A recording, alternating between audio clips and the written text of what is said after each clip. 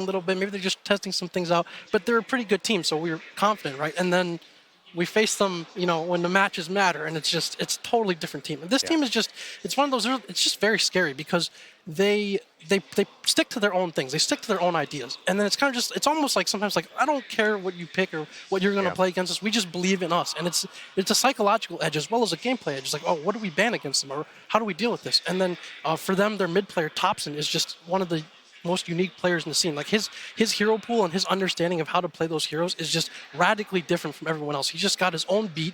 The whole team has their own beat, and they just play so well to it. It's a very scary team to face.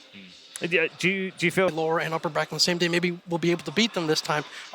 Yeah, absolutely, and for the home crowd especially, you know, this is what they wanted. And Anna has reached a status among the fans here that's, you know, usually there's like this god, that god, and Anna is just the god, is just God at this point. Yeah, he's a god now. It's like god. It's like he took some time off and then he felt like playing Dota, so he just put Anna back in there and just comes out of vacation to just own everyone. So it's crazy. Talk about that, gods. You're Australian. You must have a lot of pride. The fact that you've got a TI winner. Not many countries have one of those.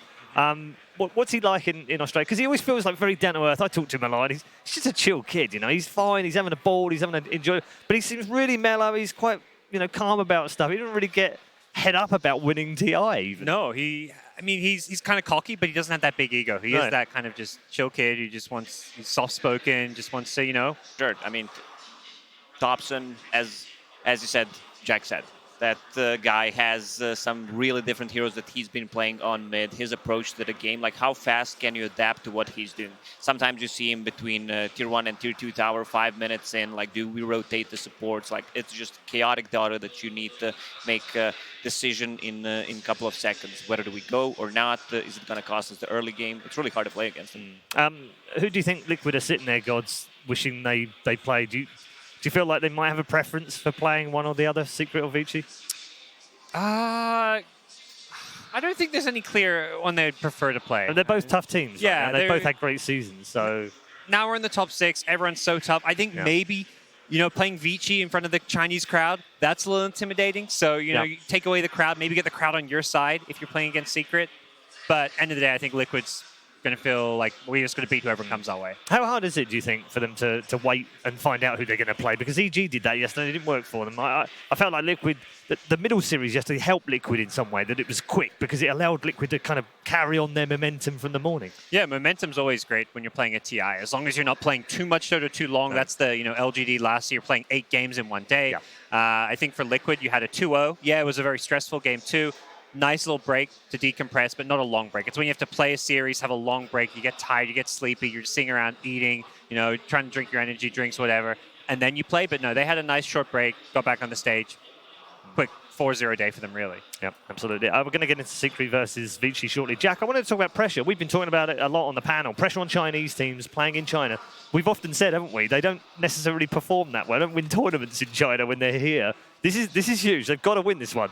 Yeah, I mean, just to talk about some of the back. I mean, again, you go to like any PC cafe or whatever, you still see people playing Dota 1. Like, they're saying kind of Dota is like a way of life or a religion. Like once you're committed, you're committed to it. So to have that kind of legacy going back generations, all these stars, the professional scene that's been here and been mature and grown for a while, you're following in those footsteps and you're representing your country that has done so well traditionally at TI. There's definitely a lot of pressure that's there. I mean, some people are better at kind of just tuning that out, not really thinking about it. But for others, it can affect you, whether it's the discussion, whether it's people might even come and say stuff about your family and things like that. If you do well, it's very difficult for some to deal with. Blimey. So, I mean, was it Arme getting mobbed in the cafe yesterday because we were in the hotel and a load of fans somehow got in as a segment? They just mobbed him while he was queuing for food. They're all superstars, They're crazy out here.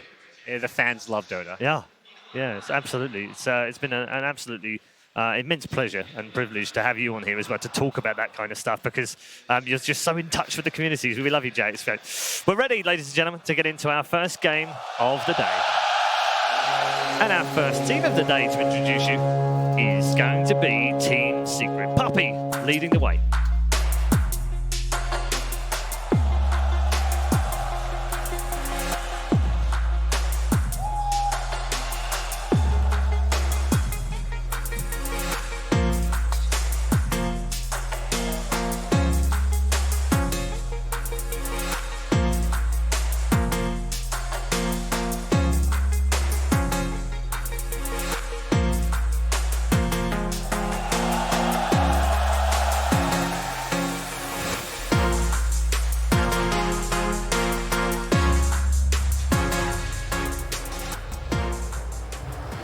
Here come Team Secrets, the first team out into the Mercedes-Benz Arena here in Shanghai on day number 5 of 6. We are getting very close, within touching distance, some might say, of lifting the Aegis of Champions. Only one of these players, the man at the front, has done that before. We're still searching for our second Aegis Champions, and Puppy is still in the running, along with 9 others left in the tournament so far of the 25 players who still have a shot.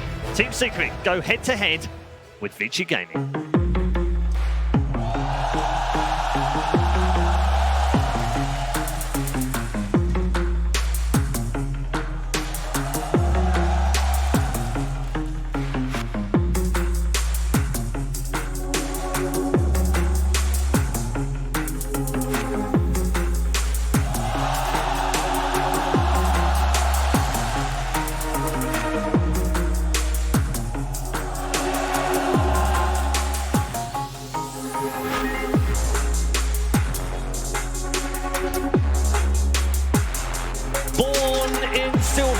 Determined to change it to gold. The home team come out to huge thunderous applause from the crowd, led by the legendary TK. Yang and his teammates definitely aren't dead at the International, at least not yet. They are guaranteed top 5, but that is not what they came here to do. They came here with one purpose: claim the Aegis and bring China back to the top of Dota 2.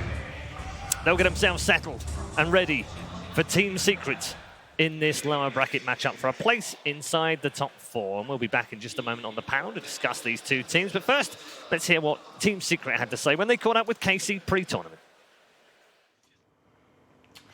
MidOne, have you ever been pregnant? No. Casey, have you ever been pregnant? I have. We got the questions answered. We can leave. I'm gonna need my seat back. No, you don't. No? We'll keep it this way. Okay, fine.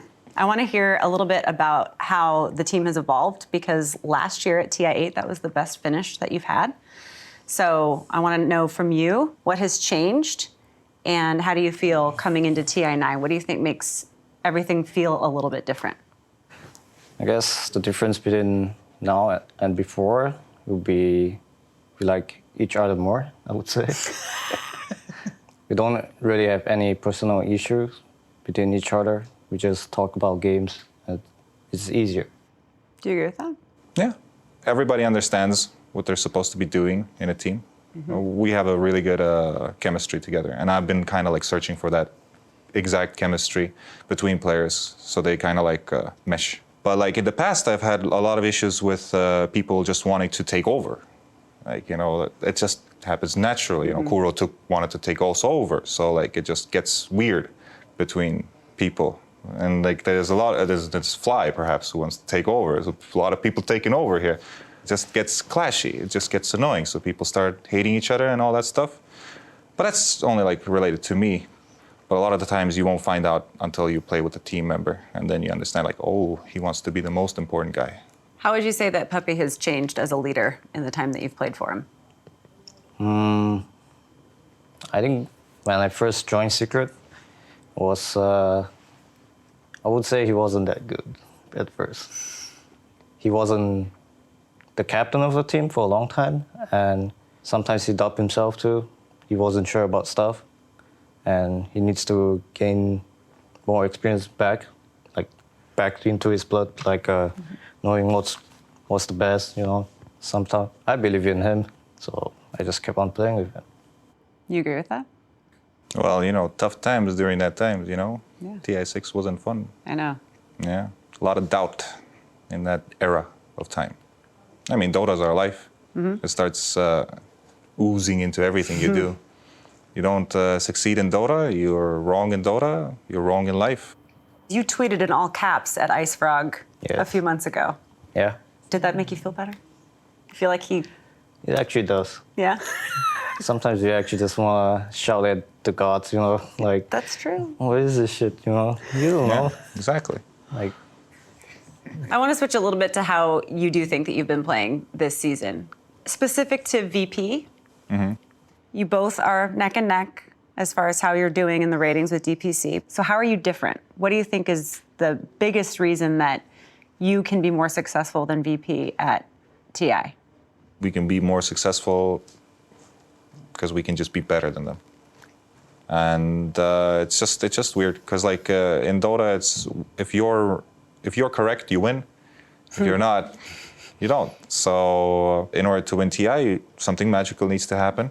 Like everything needs to fit, everything needs to align. For now, I feel like we have a lot of those alignments going in our favor, and that's why we can probably be better than VP. Pretty much everybody we've talked to has said that TI seems to be different for a lot of reasons. It's bigger than all the other tournaments, but also the mentality of it seems to be different, where anything can happen for any team. Knowing that you're #1 in DPC coming in, does that mean anything to you at all because it's TI, or do you use that as a source of confidence as you start group stage? Nah, it's like doesn't matter. We've all been there. You know, we've seen it many times before. Being a dominant team in the year does not mean that you will win TI. So we don't care. Yeah, it's true. You might be a major winner, but when it comes to TI, you might be nothing, you know. You never know. Yeah, we're losers. Only if we win. We're not losers. Second place, you're a loser. Good night, everyone. What is this, late night? Jesus. Good night, everyone. Yay! That's a wrap. That's a wrap. Thank you, guys. Yeah, I think my job is safe, at least from Puppy's hands right now. MidOne with Puppy there, talking to Casey before the tournament began, and obviously talking about exceeding expectations and basically not being a loser, gods. There was lots in there I could bring out. But let's talk about the whole too many people wanting to take over, because that feels like a similar thing in any team, and I didn't expect it to hear a Puppy team like that. You see him as this larger-than-life character. He's strong. He's in front of his team. He's taking all the flack. He's drafting. That's the guy I see, and yet actually he's just as susceptible to all of it as everyone else. Sure, but I think the key thing with Puppy teams is it's Puppy's way or the highway. And I think a lot of these successful teams have these really dominant captains or figures in charge. And it's very clear when you see who's walking out in front on stage. You have Puppy leading the way. RTK for Vici Gaming there. Yeah. He may be the coach, but he's leading the team up there. He's kind of the emotional figurehead of this team, and those are the people that you look to when times get tough. I like how he says that there's only one correct way of playing Dota, otherwise you lose. And this is what you want to see from your captain, the confidence, and as you mentioned, my way or the highway from Puppy. Puppy is the dominant alpha male, and you can have more than one in the pack. I think there's a dichotomy between in-game leadership, obviously, and out-of-game leadership, right? Like, I've heard that Puppy is actually a very inclusive captain when it comes to drafting ideas, heroes. Like he's very open to trying things secret for most of the year. Although they started to narrow things down very recently, they've been willing to play seemingly anything, and so they'll experiment with a lot of ideas. But then, what about out of game? What does the captain do out of game? Is he the one who sets the example? Is he the one who does things the right way? Is he the one who deals with issues? And is he the rock that you can kind of lean on? So those are two very different things at times. I think out of game, unquestionably, that's what he is. And there's a reason you see some of the same captains and very successful people at the top of the game consistently, because they just have that leadership. They're the ones who build teams. They're the ones who players flock to learn and to be led and to be able to handle the high-pressure situations like TI. And then there's in the game, it can be very different from person to person, but they've been an interesting team all year, and they've been dominant at times, too. Absolutely. On the other side of things, very quickly, before we get into the draft, Jack, Vici, it's very much led by RO2K. Explain to the people outside of China the kind of reverence in which he is held in China, because he's a god out here. Yeah, there's only a few coaches who I guess are kind of franchise coaches. Like, people will pay huge amounts for them. They, in many cases, get paid more than the players, are treated better than the players. And ROTK is definitely one of them. He's a larger-than-life personality. He's known and learned so much about the game. He's experienced it himself. He's just a great leader. He just has that energy, that charisma that makes you believe. That makes you think whatever he says. Yeah, that makes sense. Yeah, let's go do it. And he's willing to make the small sacrifices for his team as well. Like I said, be a lightning rod for criticism. Always stick his neck out there for his players. And, that's what makes him such a great coach. Yeah. So it's an interesting clash between these two teams. Very quickly then, quick predictions from each of you? I think it's going 3 games. Okay, that's the prediction I like. I'm going to give Secret the edge, though. Okay, Lacoste? I'm going to go with Secret as well. Going to go with my EU boys here. Okay, Jack? I think these are two very similar teams. They both handle the late game and those details later on in team fights very well. But I think Vici's early game has been a bit more stable. I think Secret might have started to lose confidence in some of their other lineups. So I'm going with Vici 2-1 or 2-0 on this one. All right, good stuff. That's it from our main panel. But time to get into our first game of the day. Secret versus Vici. Vici Gaming versus Team Secret. Game 1. Welcome everybody to the draft panel. My name is Tsunami. I'm here joined by CCNC and BSJ, two North American titans of industry. CCNC, I'm glad you're here because specifically I've had a few questions about MidOne this tournament.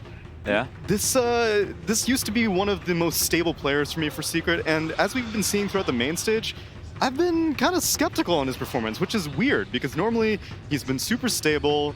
This is his 4th TI. You'd think that at this point it would be rock solid, but I don't know. Do you agree that he's been kind of iffy? Do you think it's some sort of main stage thing, or is it just me over analyzing it?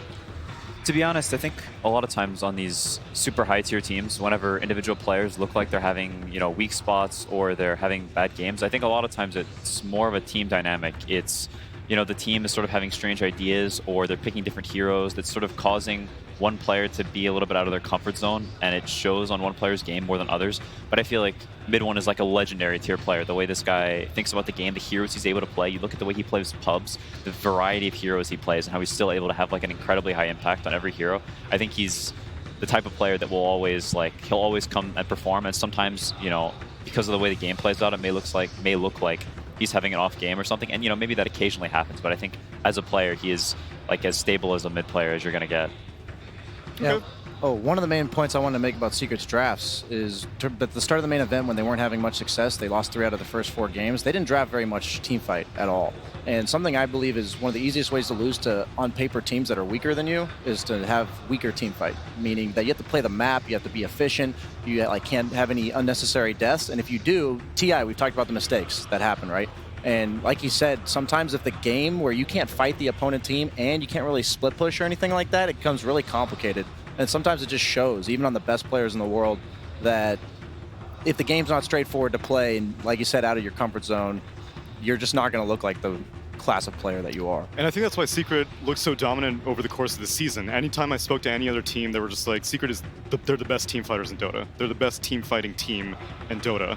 And if you have that kind of intimidation factor, then you know you're willing to give up some ground in the early stages of the game because you know whenever 5v5 engagements start rolling around, your vision game, your execution game, all that stuff is going to be far superior.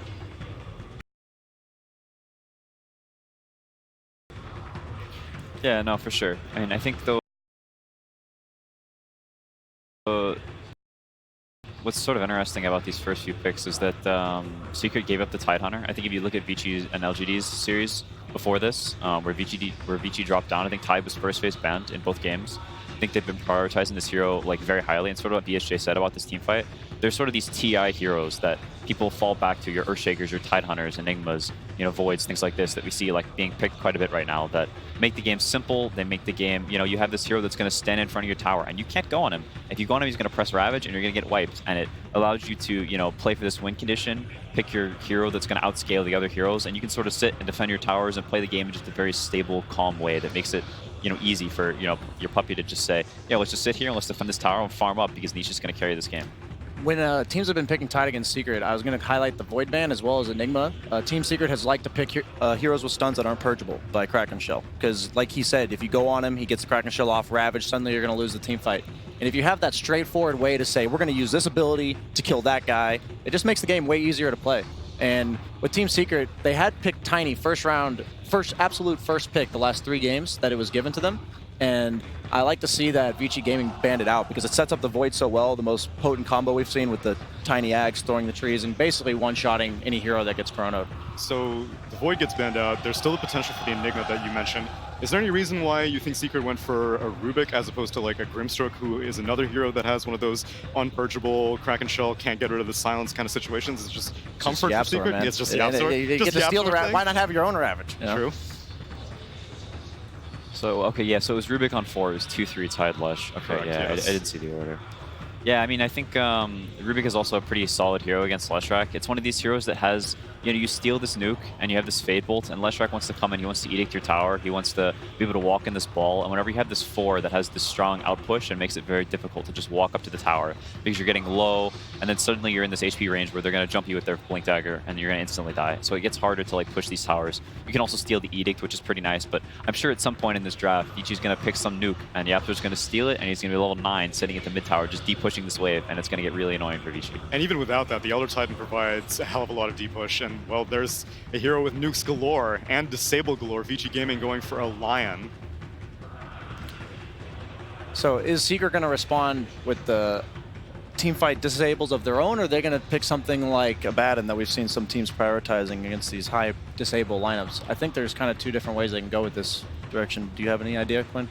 I think an Abaddon or an Omni Knight is definitely possible. We sort of talked about like how Secret have these, you know, these supports that make it very hard to run into your territory, so you can sort of, you know, outspam the waves, keep Vici Gaming at bay with the Centaur. So I mean, it gives you the blink stun, it gives you the burst, the jump, but they won't have these saves. So, you know, they do have this deep push to keep people off towers, and they're going to play for their Blink Dagger timings and, you know, have niche on some hero that's going to be able to farm his BKB, because for a while it's pretty difficult to fight into Vici's heroes if you don't have this, you know, this carry getting really fat.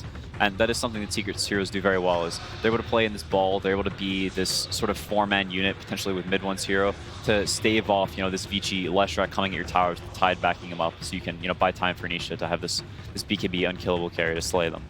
So you're already assuming that a BKB is coming early on. Does that mean that Lifestealer is a I was possibility? thinking the same thing. Because if you want a hero that needs to build BKB, why not just have your own built in?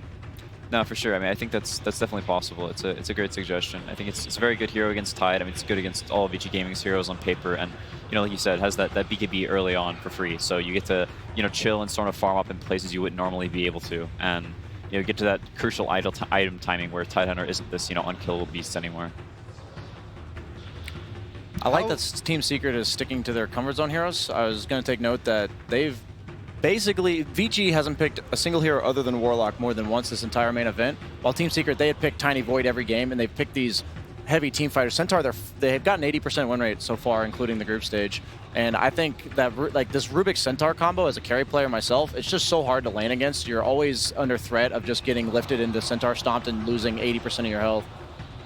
Vici Gaming going with the Earth Sphere. There is so much disable on the side of Vici Gaming, and it's all very easy to combo. As long as, you know, you manage to get a roll that connects randomly, all of a sudden the Split Earth might come in, or you land with a Hex early on, then, you know, Tidehunter is going to be feeling very, very, you know, willing to ravage if anyone from Secrets tries to stampede in to save that X target. Yeah, I think with the Earth Spirit pick, potentially they're sort of telegraphing. They're going mode pull the waves and, you know, potentially look to kill in the other lanes. When you pick a line, he's not a particularly strong laning support. He's all right.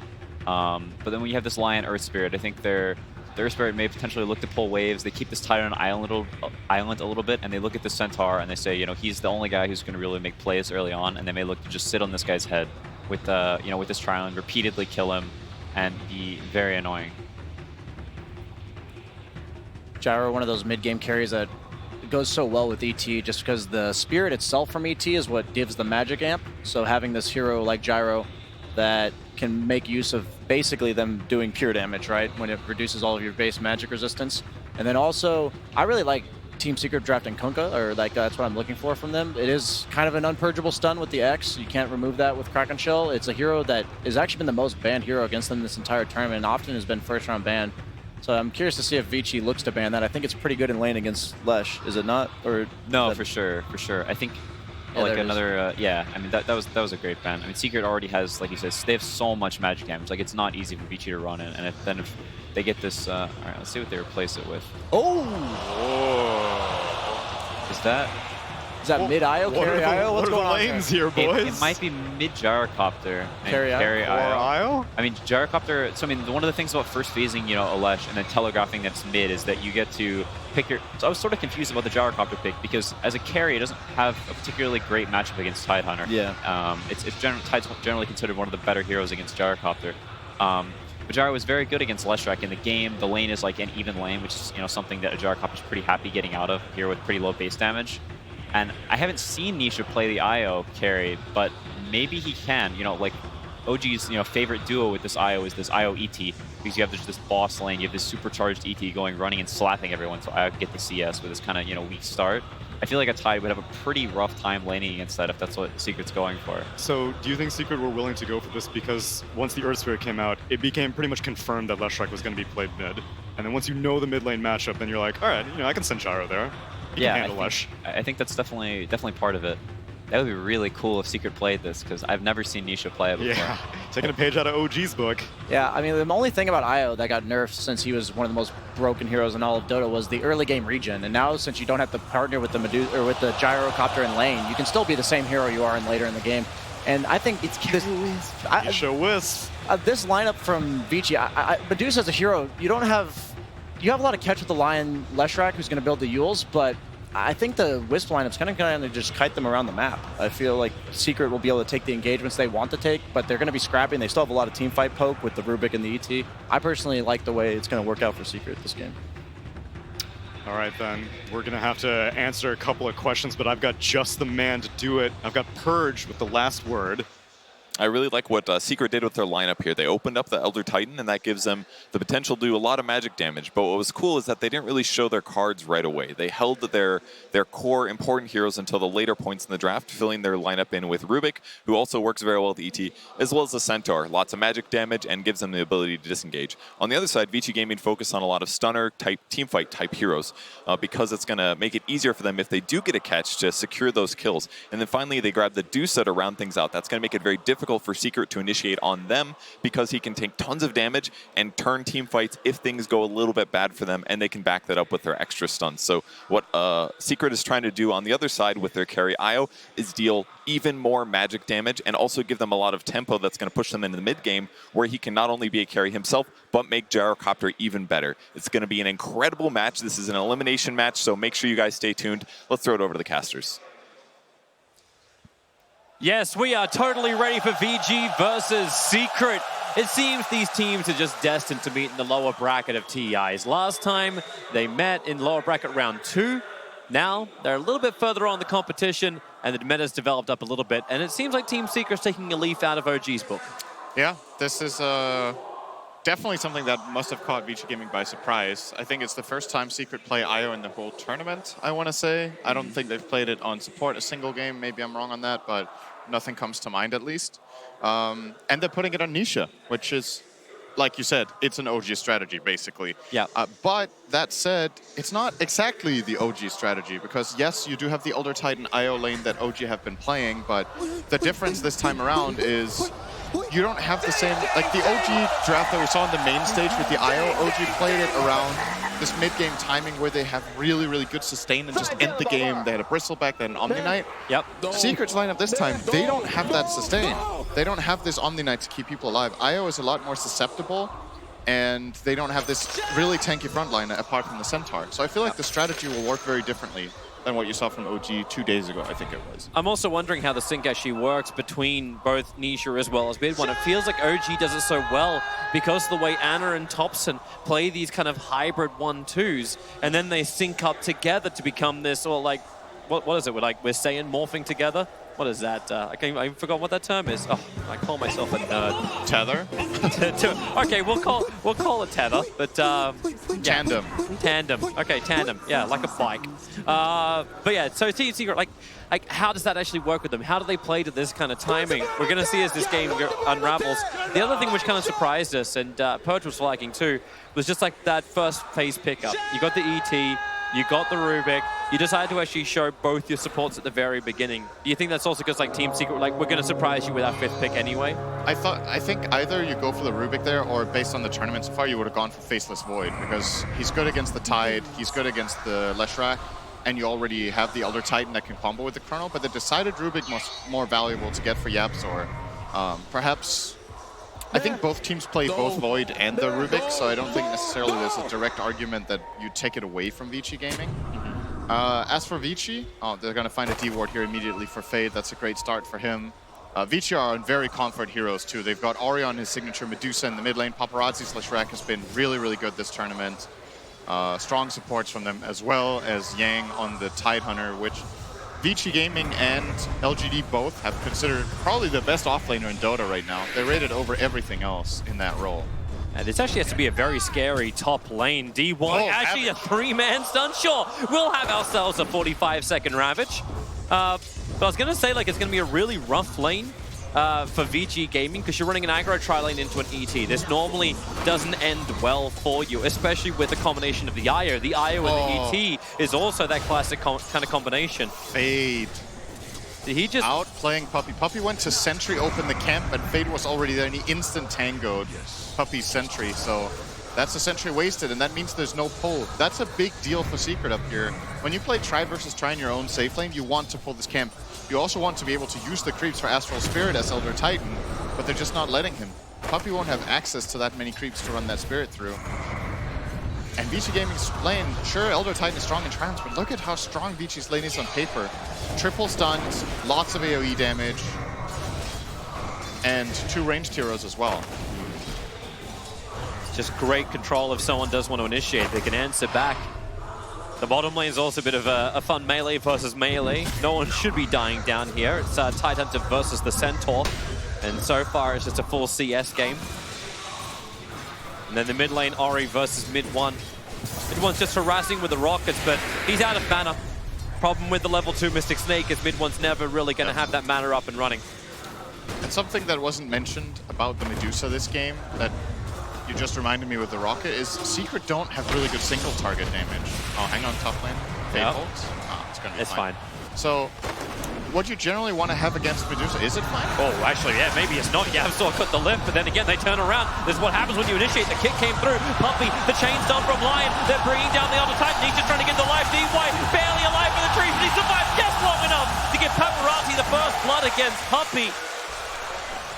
They were fighting through a 3-man Fate build. They had so little damage to work with, but it was still just enough. So about Medusa, generally the way you kill Medusa in fights is that you have some heavy single target damage or that you can kite her and kill her team. And I don't think Secret's lineup is particularly adept at either. They don't have very good single target damage. Gyro is a spread damage carry. IO, once it gets the Spirit talent and the Ags, decent but not fantastic by any means. And your kiting potential is primarily built around the Centaur Stampede, which is obviously a key cooldown that you will have to have available. So I like the Medusa pick a lot here, and we'll see. Going again. Puppey started this one off. The Split Earth buys some time for the rolling boulders. Just a chaining stun into Puppey, and then DY creates the body block. Yavsor wants to go for more because it's Yavsor with a Fade Bolt and the last attack. He'll get the kill. May lose his life. The Split Earth from Paparazzi gets the chain stun. Nisha again trying to give the life back with the stick charges. It's able to work, and Yavsor over onto the side of the tree lines. Lightning slowing down Puppey so he cannot keep the attack going. But DY, it's just never-ending stick charges in this Tri versus Tri lane. Oh, and you'll Fade. So close to getting that rolling boulder up, but with the kick, the slow is still going to be there. So DY able to get the stun, but Puppey putting Paparazzi to sleep means they don't get the chain stun with the lightning into the trees. Again, these stick charges. Nisha getting them all up and running, so Puppey back into the fight with a plus 60 damage. Yavsor's coming over, doesn't have a lot of life. Neither does Nisha. Man, Team Secret, they're being drained of life, but they just keep sustaining through it. This is a brawling lane. Every hero has a magic stick on both teams, except for the Earth Spirit, who's probably going to buy it next. He prioritized getting boots. Vici Gaming are not really trying to go on the IO, though. They're going on both the Rubik and the Elder Titan as their priority, and that means, obviously, that they will have that double regen running with both IO as well as the hero they go on having regeneration. So maybe they feel like we have to pressure the Elder Titan so that he can't just fight back, and if we go on the IO, the trade's going to be unfavorable. It's just a bit uncharacteristic to see this in this kind of lane. And someone's going to have to do something about this stack on the side. FaZe finally rotating off, looking to come towards MidOne. Mid, actually, just a stun up in the tree line. Vici, no. Nietzsche can easily tether himself over towards Puppey. There's the setup for the 5-minute bounty runes. Fade can't get anything. It'll be a straight 2-for-2 trade-off. Yang also got a little bit more of an advantage on the bottom lane. He found a regeneration rune at 4 minutes and was able to bottle it up. So he's been very much in the face of Zai, who's having to do it a little bit tougher. But it's still pretty much equal CS on the bottom lane. And equal in the level. Oh, Zai popped the retaliate stacks. He hits hard. Stealing a lot of damage to Yang. He might actually solo kill him. Then the reach is meant to help him. End up having triggered a little early, so he'll salve and bottle charge up while up on top lane. Here we go again. YapzOr stampeded forward, right over the top of Paparazzi. They got the movers beat Team Secret to walk over VG Gaming under the tier 1 tower. Zai hit 6 and instantly Secret make global use of it. That TP down from Fade made the top lane move extremely easy. The moment Zai forces this rotation, they know that, okay, top lane can very easily get kills here. And Vici Gaming are going to swap their lanes around. They bring the Leshrac bottom. They feel like this top lane is not inhabitable anymore. And I think that's probably a good choice after they've lost multiple heroes up here. But you're still faced with the problem of, yeah, now your Leshrac is going to be laning against a level 6 Centaur. That's not that great either. As long as Zai feels he can still be down here. But you need to get something also into your supports. It's kind of been a rough time when you run this tri-lane for as long as you do. Fade. Like, the kills went the way of Team Secret in the aggro tri-lane, so it feels a lot like a failure, and you haven't managed to gank up mid at all. But at least Ori's off.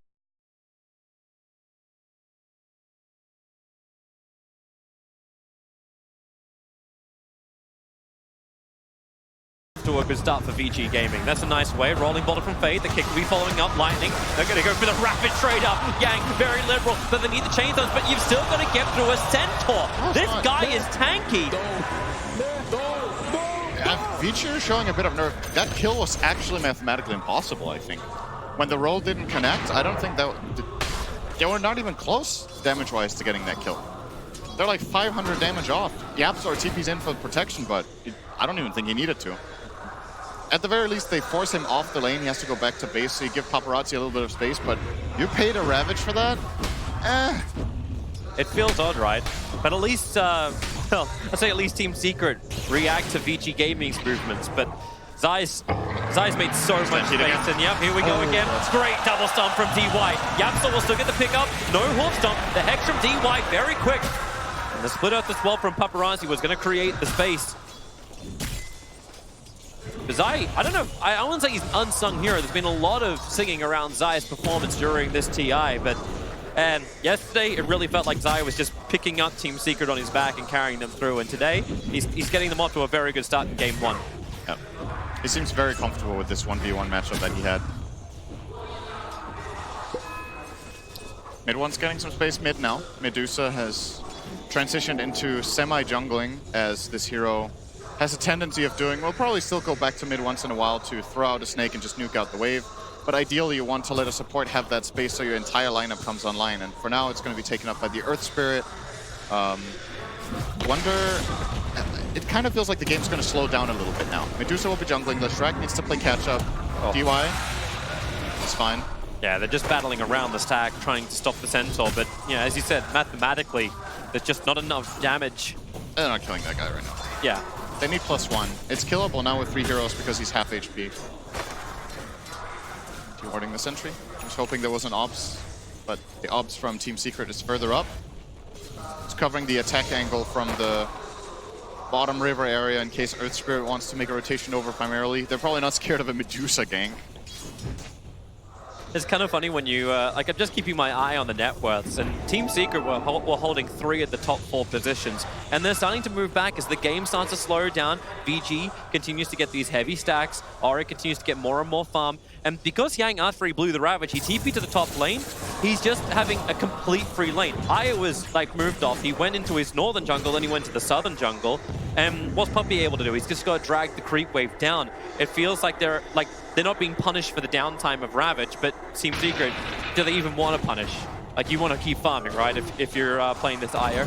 I don't think your lineup really has punish apart from if MidOne gets involved. He's the key hero that has to be part of the move because he has clearly the most damage right now. Io wants to jungle. Io's not going to do very much else. It's also Nisha, that's kind of Secret's recipe. Their playstyle is very much centered around Nisha just farming a lot and the other 4 players making the moves. But if Gyro is not in a position or willing to go anywhere, I just think we have a little bit of a stalemate for now. Well, we'll battle for the 10-minute runes. YapzOr. 3 for Secret. Yeah, it will be. Paparazzi's like, maybe I can come up. No. I do not have the levels. I still do not have the damage. Will he actually have the sustain? Team Secret's building up a lot of, like, well, they've already got a lot of teamfight control of their own. And wondering how long Paparazzi can survive once the fight begins. Yeah. I think this is the kind of game where BKB is an absolutely integral item for both teams. Leshrac definitely wants one. Gyro definitely wants one. You might even see BKB IO second item after Axe this game as a possibility. Because I think even if you get the heart, the difference that we talked about when OG play the IO and they go Axe heart is that they hit this timing where the IO feels invincible. I think with a heart you don't feel invincible in this game because you don't have that protection from your teammates that OG built into their IO strategies. It looks like team fight time. YapzOr came down here with an invis rune. Zai's going to move into the trees. Paparazzi, he's going to actually get the quick silence over on the Centaur. Zai will be able to stampede with the stun from Paparazzi and the rolling ball from Fade. Means that Zai cannot escape. And Team Secret, they committed hard for this one. They brought MidOne. You were asking when that rotation would happen. It happened. And VG were ready for them. And now MidOne's going to have to crawl back to mid. He is now 3 full levels behind Ori. Ori's level 12, minute 11:30. Starting to bang on this mid tower, can very easily tank the tower forever with Mana Shield, so she keeps the siege creep alive. And I don't know if Secret can defend this, but they definitely want to try. They're going to delay as much as possible. They will bring Zai. Your front liner, with a Hood of Defiance up, he can feel a little bit more stable. Mystic Snake will take a little bit of his mana away. But Ori isn't scared. Ori's going to keep hitting him. Going to gush up. Zai's losing a lot of life. Pumpy's going to have to give the Spirit back. It's only so long Zai could tank through this. And remember, there's no backdoor protection. You don't really care anyway. Ori will take this tier 1. He's waiting out the timing for it. Zai actually gets the denial on the tower. He waited too long. He could have got it for sure, but he started overthinking the situation a little bit. Maybe thought somebody was in the trees ready to deny, and instead Secret do get to connect. So got to be feeling pretty happy about getting that deny. Not so happy about, you know, losing your mid tower. Yank, a little close. ET's going to throw the Spirit out. Tidehunter has some one charges to give the extra life. Nisha still wants to try and get those balls forward. One more Hadouken, but doesn't want to throw it out.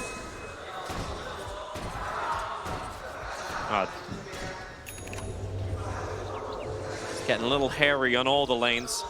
Even DY's hovering around now. Finger of Death is up, so you got that burst damage, Team Secret. They got great regeneration. The INTERCEPTOR from Nisha is coming quickly. He's farming really, really well this game. He's uncontested, basically, which, you know, it tells us a little bit about how Vici are approaching the game strategically, what they think. They feel like they can deal with a free-farming IO. They have not made a single invasive move with their Leshrac or with their Earth Spirit plus Lion combination. No smokes trying to kill the IO. They're just happy to play their own side of the map, push down towers with Leshrac and the Medusa, and let this game go to a later portion of a mid-game where they probably have a really strong timing. As TP's coming up towards the top lane, Zai, is he thinking about a fight? They have Stampede available. Fade's been waiting underneath the tier 1 tower, which has now fallen on the bottom lane for some kind of fight against MidOne. It seems like everyone's just going to be waiting off, or will they? BT's up from Paparazzi. There's no tier 1 tower, but then again, MidOne, that movement speed. Away he goes with the Stampede to get him out to safety, trying to get YapzOr on the front lines. DY now being attacked. MidOne will get back underneath the tower, but DY couldn't get away from the rest of Team Secret. Stampede to escape and attack. Yep.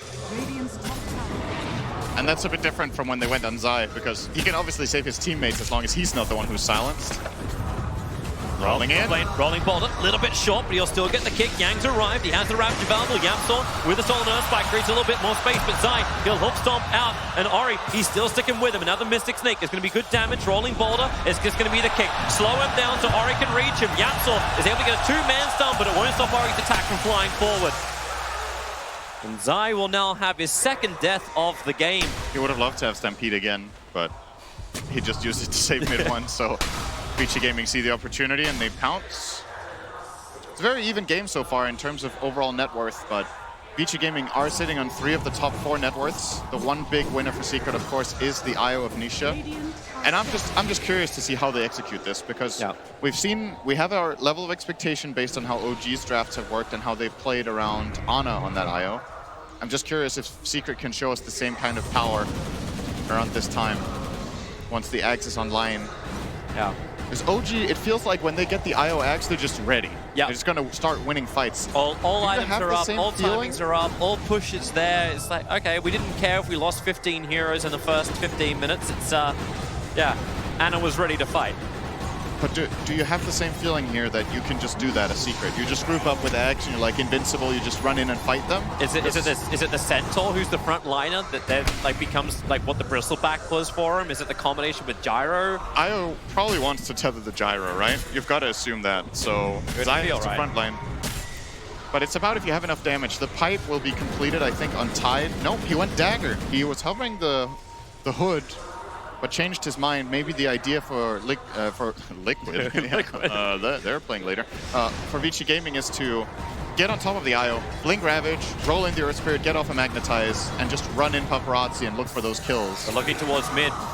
But you got Yapsor right around the corner. There's your blink Ravage right on top of Iron. Paparazzi with the chains and it's still a little too late. Nisha able to tether himself up and get back behind the tier 2 tower. Yapsor able to steal the landing. Stampede, Team Secret, they want to get in on this. Paparazzi still uncertain if he wants to fight or not. The ET splitter, this is horrible for Vici Gaming. They can't move back. Paparazzi gets slapped by the rock. And Yang, what else have you really got to give? The Magnetize from Fate creates in spaces the ears ring of Team Secret. MidOne's already gone down. They jump forward. The Gush slowing down Zai, but Nisha, he's giving all the life back. Here we go for another stop. Yang not even affected because he's already dead. And now efficiency shrine for Team Secret. And that was a reveal of the Blink Dagger. And what did you get? A kill on MidOne. Yang just jumped the gun there. He went in too early. Lishrak was not in range to do the chain stun, and you have to know that IO is probably going to have tether ready and there's going to be someone behind that he can connect on, so you need to be able to one-shot that kill. Get everything going in one move, and they couldn't. Oh, man, the dodge. He chose to dodge. Nisha relocated in for this one, quickly having his mana burned off by the Mystic Snake. And support this time around is there from VG. Zai just on the other side of the tracks, and Yang gonna blink forward. They're looking for the stomp to put people asleep, but they're not really affected. Great Earth Spike. Zai, another Mystic Snake can take a lot of the mana out of Team Secret. So Ori will get 100% back. They're now underneath the Fiji Shrine. Team Secret, is this your turn to go too far? With a Centaur Stomp controlled by Nisha. They set up Ori. He needs to get back a little bit further. DY will give him that space to do so. Zai is still the front liner for all of Team Secret. The Stone Gate is on. Fade tries to get away. DY looks like he'll be the sacrificial lion. Yapsor's able to reach him with the Fade Ball. Lishrak in a little bit of trouble. That homing missile from MidOne's coming in, and with the call down, they may just have what they need. The kick, they tried to get him down. Fade attempted, but it was just a second too late. But Yapsor at least gets him some cred. They need the Ravage to be able to fight this. The IO is just doing way too much work right now. Vici Gaming, they can't get in on top of the IO, so over the course of these fights, Nisha is just slowly but steadily going to whittle everyone down with the spirits. This INTERCEPTOR has proven to be quite insane, some might say. TP's coming over. Medusa's in trouble. The ET splitter's going to work. DY tries to create some space, but he also gets caught inside the splitter underneath the shrine. Medusa gets a lot of mana back again, but where's the extra life? Trying to get the splitter shots off, but it's just not on anywhere near enough damage. The Tidehunter went to the bottom lane. Wasn't there with the Ravage either. And Team Secret, it's like VG Gaming now come to them. In fact, Paparazzi caught lacking in the mid. But no jump forward, still no blink on Zai. And that's just a big mistake from Ori, TPing in here. In a very exposed position. Secret, you have to have known that they were somewhere in the neighborhood. And they get a free kill on the Medusa, the top net worth hero of the game again. And now Vici Gaming are in a lot of trouble. They lost another tower. The tempo of the game is ramping up nicely for Secret. Looks like Nisha will still be going for a heart, not the BKB. That was a possible option. It's damage issues now for VG. It will be. They will have, just as much as Secret have issues with focus fire, so do Vici Gaming. They're split damage lineup too. You have Leshrak who does split damage, you have Medusa who does split damage. Your only real focus fire is Finger of Death, and that's falling off against this IO very quickly. 2k health currently, sitting on Nisha. And this was even before, keep in mind, this was before Nisha was level 15. Secret took these fights without the actually strong spirits. They're about to come up, and then it gets a lot worse. So what do VG do? They smoke up themselves, 3 men together. They'll walk in front of Roshan. They will come for the IO. They'll come for whatever hell they can find. Radiant will scan up the 20-minute bounty runes. At least what they're able to secure with this smoke. But they need more. They need some extra information. Lion's on the way to go and do it. Observers and sentries, they need to watch the IO's movement. Very high up in the lane. And there's that blink from Zai I was looking for. His jump and initiation. I love how too Vici Gaming, they were having that fight around their bottom shrine, and Zai's literally staying in the middle and they're not attacking him. It's like, we cannot, we should not.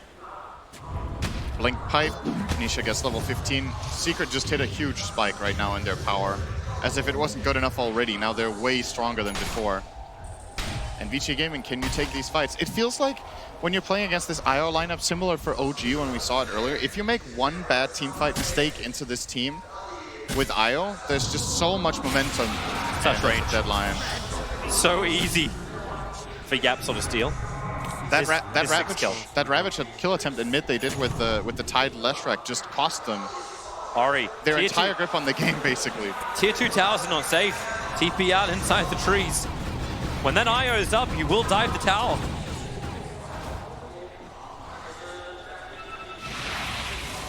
Like the only safe place Vici seem to be able to work with is inside their own base. Everything else is open season for Team Secret. Vision established on the north side, so the north will come out through there. The Vici will four-man smoke up through the bottom. DY is the only one north caught inside this. MidOne's revealing himself, but Yapso, Puppey, Zai, everyone's ready to behind. The Stampede will come out. Jara copped the finger of death. They still can't get through him. And in fact, Relocate pulls him out. Pepperus is already going to go down. Zai did so much damage. The ET splitter catching the backline too, so Fade's also fallen. Vici Gaming are falling apart. Yang will try and get something back with this Ravage, but where's the damage? Where is it? It's nowhere. Yang, maybe he'll get something in, so finally they kill a Puppey, but the cost is so great. Nisha wants to move forward, putting the balls into Ori. He's got more of them, and well, Medusa just can't outrun the balls. Surprise Vici. I mean, that fight was so easy to play for Secret, it looked like. They put the Gyro on the front lines. Vici Gaming have the hope that if they roll in and kick him under the tower, that they get both the IO and Gyro out of position. But Nisha could keep him alive from a safe distance. MidOne was totally fine. The jump from Zai protecting with the pipe as well. It was very clearly a Secret being like, hey, come fight us. Obviously a bait, and Vici know it. They choose to take the fight, but they were just not favored in this engagement. They're going to take the lane of Rax. Out of control now. Secret getting Rax minute 22. They might even continue more if they want to. They could back off. Without the Deucer, it feels like there's no split push, there's no D push. So, hey, why not take at least the tier 3 tower in the bottom lane? You got a 17-second window. And Ori, he's holding that buyback. He does not want to burn it. Meanwhile, Secret will take 2 lanes of Rax. How long do they hang around? Homing missile at least keeps Yang away. There's no Ravage available. There's no Finger of Death. Now Ori will arrive. Yang, he's gone in pretty deep already. The Stomp won't be able to actually connect over on Ori. Maybe it won't matter, however, the cooldown. Yang's going to go down. And the stolen Ravage. Okay, that'll do its work right there. That may be it. GG. 23 minutes in. This game is over. Team Secret have just IOBG into oblivion. That was fast, unexpected. I don't know what to say. These core IO strats seem so broken. It's pretty crazy. Secret executed the game super well. They got it as the 9th overall pick. They haven't played it, so Vici Gaming were absolutely not expecting it. And I love when teams come in like this and just really surprise out of the draft. They just flip things around. They have a new idea. Well, they have another idea, and it's new for their team that they pull into the game. And just fantastic game from Secret. From the laning stage, their safe lane tri-lane was awesome. Zai did very well bottom. MidOne drew mid for as long as it's possible. Medusa will outfarm Gyro in that matchup eventually. And everything just came together super nicely for them. Vici Gaming, however, the jumps that they made in this game, you got to question a little bit, especially the jump mid, where they try to kill the IO. Yeah. It seems that when you're playing against this IO hero, if you make 1 or 2 big mistakes, the momentum shift that happens in the game against core IO is actually insane. I don't think there's any hero right now. We've seen lots of long games, people can defend. When IO kicks in, it just ends games. It's so fast. Man. Yeah? That's one hero I'd like to see on the permanent ban list, so we could still see some interesting drafts coming out. Vici Gaming, I'll have to think about it, as we'll have to wait a little bit to see what we get in Game 2. Yes, indeed we will. Thank you very much, Toby. We'll head back to our commentary team, of course, for game number 2. Astonishingly quick work from Team Secret. Gents, I think we might have an idea about a certain hero that might be changed somewhat after the International. And you and me, gods, we thought that during the group stage, we thought, yeah, finally IO is balanced, maybe as it's before, but Carry IO kicking in 23 minutes into a game, like you try to make a move on IO, and suddenly they just turn the game around. You nerf IO, you think he's in a good place. No, he's still busted. What do you do? Traumatic memories of the OKG. Yeah, I was going to say, are you? You're very familiar with this tactic, this strategy. You got served the OG variety of this. This is a slightly different twist on it, but it's pretty much the same result. This is the thing. OG has these strategies where you're kind of just like, you're not really thinking like, oh, maybe we can try that. It'll work for us. You're kind of just like, that's OG. But if there's one team out there that'd be like, hey, that seems interesting, let's give it a run. It's Secret, right? Yeah. And here they pull out in the last pick. Obviously, with the 2 talents and the Aghanims, the Spirits do a tremendous amount of damage. They're constantly there, and then you have an incredible amount of sustain. Actually, I felt that Vici's lineup, of all the ones we've seen against Carry IO, has been fairly well equipped to deal with it. You would think. They have so much AoE damage. They run this lineup very frequently with like Medusa and Leshrac. We have a ton of AoE physical damage coming out. And then so you feel like against a single target sustain type of hero, maybe with the AoE you can out-damage it. But again, you miss one timing, you mess up one fight, and they just start running at you, and there's nothing you can do. Like, you're just going to get run down. I didn't like the last pick Medusa. That felt way too greedy to me. I think you need something with more damage, more burst, since you have this big team fight. But yeah, it was just so tough. Carry IO looks insane. Their tri-lane didn't went that well because you're playing against heroes that want to have more heroes in that lane. Rubik, Fatebolt, you have Elder Titan with the Spirit. They're just going to run at them. And Leshrac went for Boots of Travel, first item to try to catch up with the farm. No saving capabilities. And at one point, Secret just ran at them. And this is what I want to see from Team Secret. This is what they were kind of lacking, or saving it for the later stages, being this confident. Yeah, back to what God said, it's too slow, right? Like, you have to be able to challenge this IO stacks, I think, if you want to beat him. You can't kind of trade farm with him and say, you go farm, I go farm, because then there's this timing where there's nothing you can do about it. So for them to pick the Medusa, kind of sits back a little bit, had a bit of a net worth lead, but when these fights roll around and the IO hits his timing, you can't stand up to that. I think I left the green room and I heard someone say, that's disgusting. I'm not sure who said that. It was kind of as I left the room. Someone said that's. I'm pretty sure they were talking about the IO in that game. That's still cool. I mean, it is cool. I mean, it's a bit like the fountain hooks. You go back and some people go, oh, it's terrible. It's broken the game. But actually, you kind of like to figure that out and execute it. That's pretty cool. There's no way we see it in game 2. There's a few heroes. No, and that was my next question because it can't come back now. That's the great thing about TI and Dota as a game is you get these bans. So when a hero shows itself to be like have some absurd mechanic or skill, like you go back a few TIs, it was Leshrac, the TI that EG won. This TI first it was like the Tiny with the tree volley. That's why Tiny's being banned out now. IO carry, we're going to see it banned out a lot moving forward. Jack, you've experienced this on the other side, as I said, with the OG. What did your guys come back and talk about at the end? Because you must have game planned for the fact that they might go that way. Yeah. But then they beat you with it, and you go, okay, fine.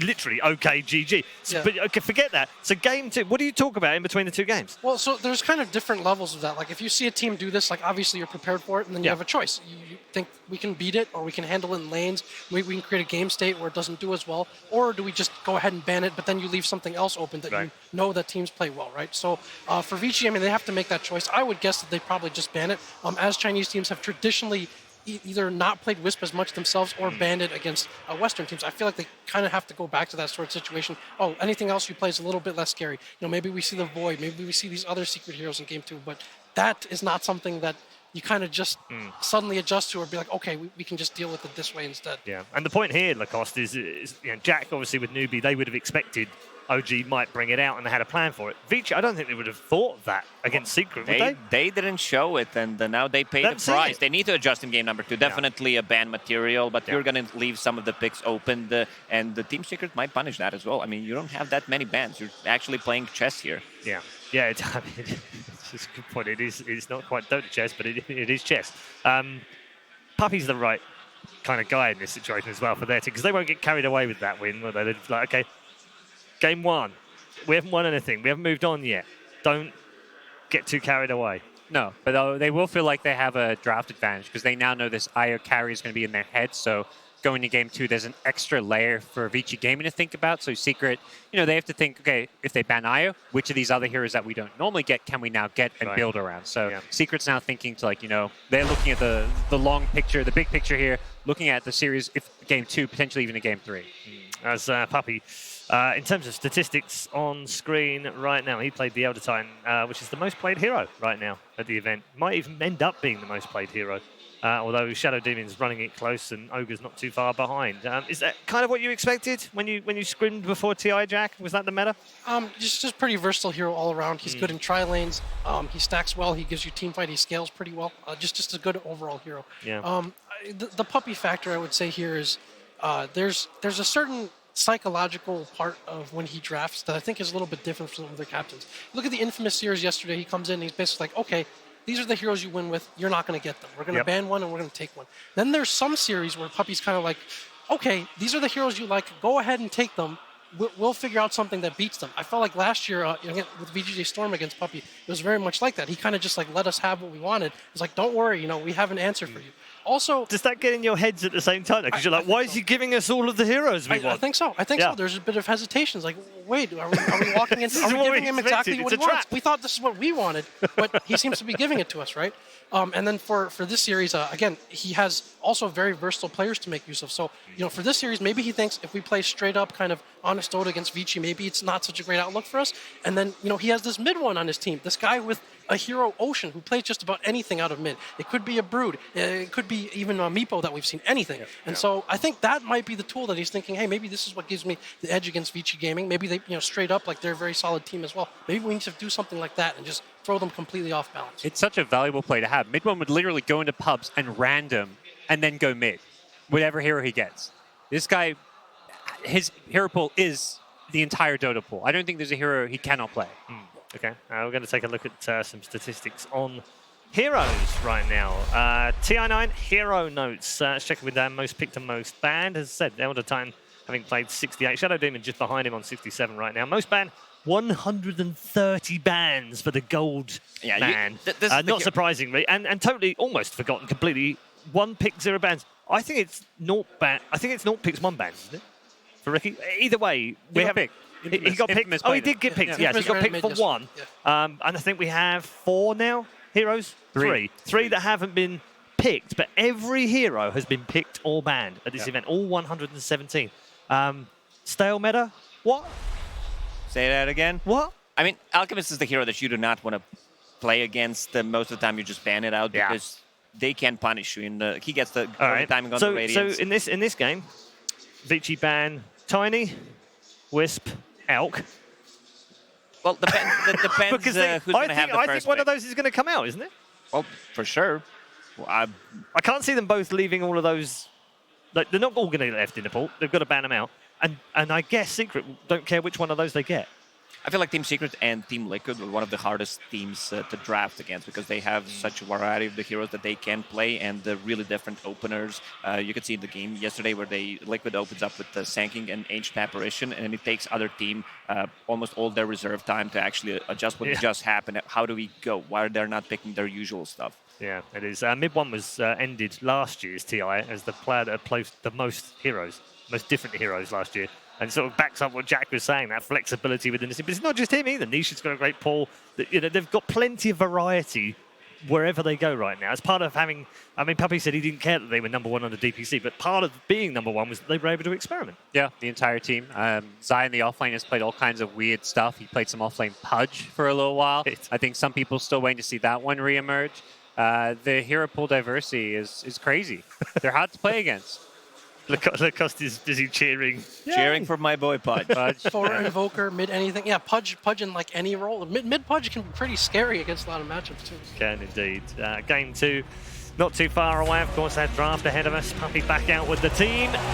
Team Secrets re-entering the arena. 1 game to the good so far. The plan has worked. They surprised everyone with the carry IO in game #1. And my goodness, did it prove brutally effective on these poor lads who suffered very badly in game 1. They're going to put all of that out of their minds and get themselves back to a happy place. I'm sure ROTK would have given them plenty of happy thoughts to be thinking. And actually, funnily enough, we should be talking about funny because they've had some fun already.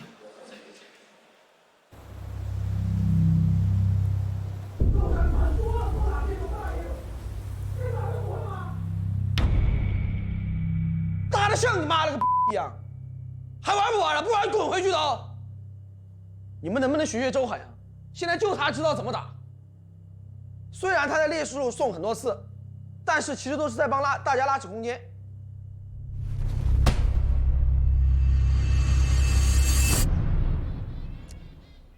皮鞋16个月了。 Make yourself known. We are gonna have Game 5 of a Grand Finals here.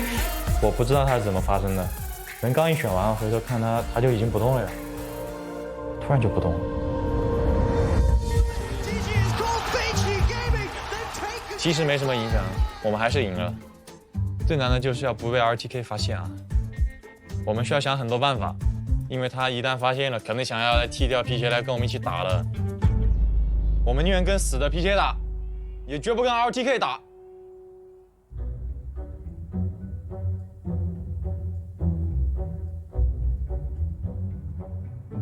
我知道，其实皮鞋根本就没有死，就是我让他装死的。让他装死呢，其实就是为了我们这个团队能更上一层楼。杨神对于这个团队功不可没，通过他装死这件事情就可以证明他是这个队伍的顶梁柱。Nice， 兄弟们，10分钟后加油！我实在是带不动这菜逼了，肯定还有别的办法呀。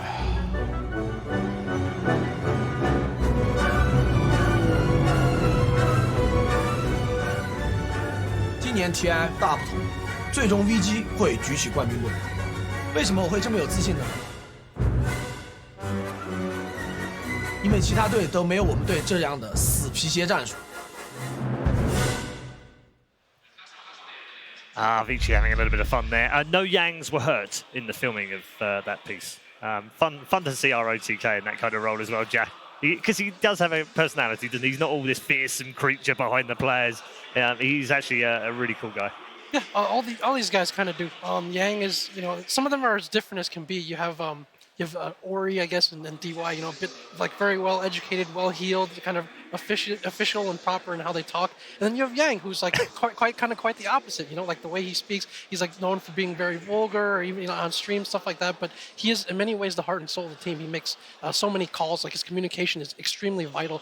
Even to the point where some other teams talk about like, hey, if he's on one of these tempo heroes and he's having a good game, it gets really scary to play against him. But then again, you put him on another hero that's maybe, maybe a Necro or something a little bit slower, a bit of a frontliner that wants to hit creeps, then it's like a totally different team. So, yeah. He's super popular out here in China as well. I think he probably got the loudest of all the cheers when the players were being introduced earlier. Yeah. That's come around quite quickly, isn't it? Yeah, he's just a source for memes. He's endearing and like easygoing. He's just kind of like a lightning rod, and a lot of flames, a lot of going back and forth with ROTK as well.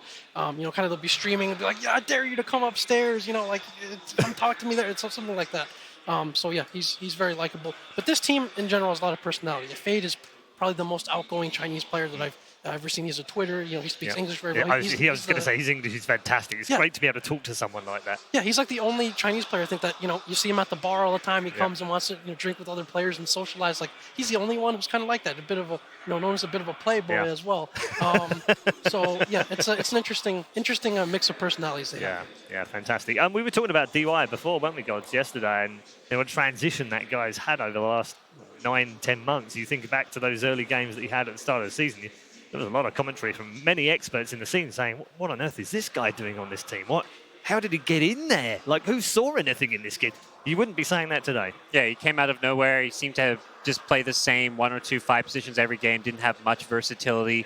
It just felt like, okay, he's just some 5 position we could grab. Now it's like he's making plays every single game. He's doing his role perfectly. He understands where to be on the map, which heroes he needs to be playing around with. He's a perfect fit for this Vici gaming team now. Yeah, we don't talk about the farming system too much, Lacoste, in Europe and NA, because there really isn't one. It's basically, I played with this guy in a pub and he's really good, let's try him out. But in China, Jack, the farming system over here has produced so many good talent. He's another product of that. Yeah, it's a difference. I mean, it's telling that the 2 highest finishing Chinese teams here so far, LGD and Vici, they in a sense, it's like long-term investments paying off. For Vici Gaming, they have 3 guys who used to play on VGPs. That's one of their lower tier teams, and you get to see this person in different situations.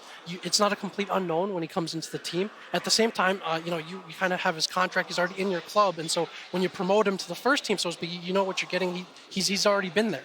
And then you find a lot of value in that, because if you have to go to the transfer market and pay big money for some of these free agents, you're not sure what you're getting, you're not sure what the fit is, and you just have to fork over a ton of resources and money to get them. But then you have these guys, they come up or buy a completely other team in order to get a player. Yeah, or I mean that's Ori right there, but yeah. So yeah, you get to see them come up, and then when you see the LGD, you think about they go to find value somewhere. They find a C player. They've taken good use of C players they've been able to get. They had some of those players, Ame, maybe come up through their own CDEC youth system, so you kind of know what you're getting.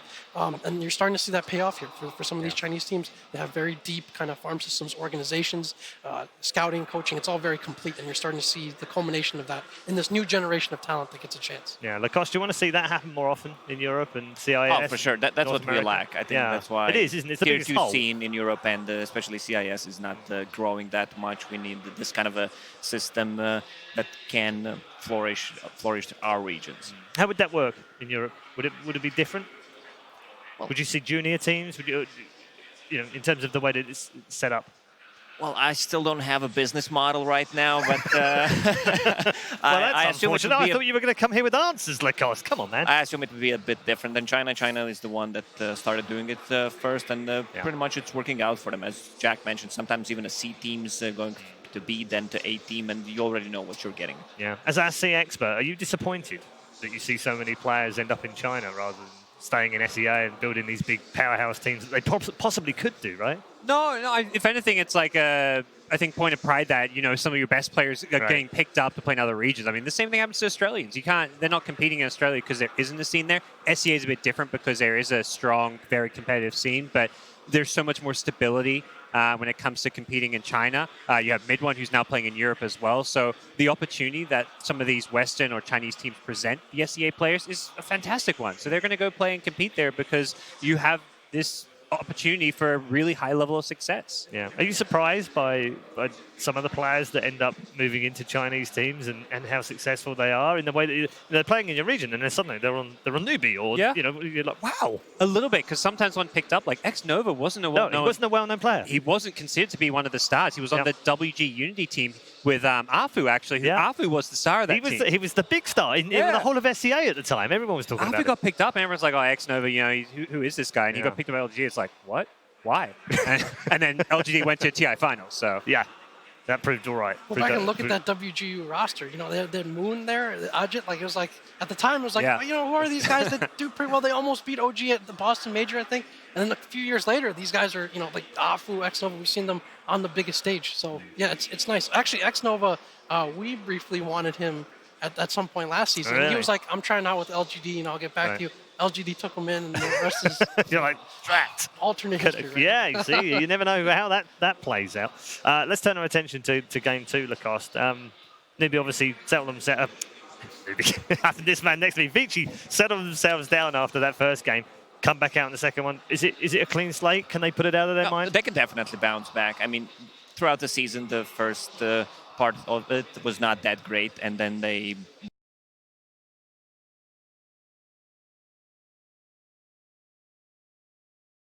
won a minor and then won a major right after that. No one has done that before since the DPC system, and they got ran over because they didn't pick enough early game, maybe itemized it a little bit differently, and Team Secret, they hit the timings. You have this IO with INTERCEPTOR. This is their pick. Same goes for Alchemist.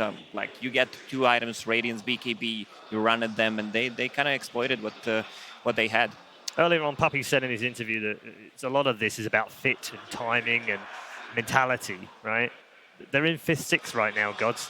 They've never gone any further than that. Is that maybe going to be in the back of their minds, or hopefully they just don't think about that right now? I don't imagine they're thinking about it. They're probably feeling pretty confident they're making an okay lower bracket run. They had a very straightforward game 1 with the IO. I think Secret, all you're focusing on is game number 2. All right, thanks very much, gents. We're going to get more from all of our panelists very shortly. Of course, they'll be back after game number 2, which is where we're heading right now. Our draft panel are primed. Our commentary team are ready for an explosive game number 2. Vici Gaming versus Team Secret. Game 2. Thank you very much, Red Eye. Yes, we are back with Game 2, and apparently sometimes you just get 20-second picked IO'd. It's not something I thought I'd ever say, but this is the reality of TI9. Quinn, I'm curious, whenever OG first started, pushing this carry IO thing, is the first thing in the minds of like AUI, is it how do I beat this, or is it how do I play it? Does Yawar just immediately hit the lab, start running IO strats, or is AUI theory crafting, what do we do to beat this seemingly unbeatable strategy?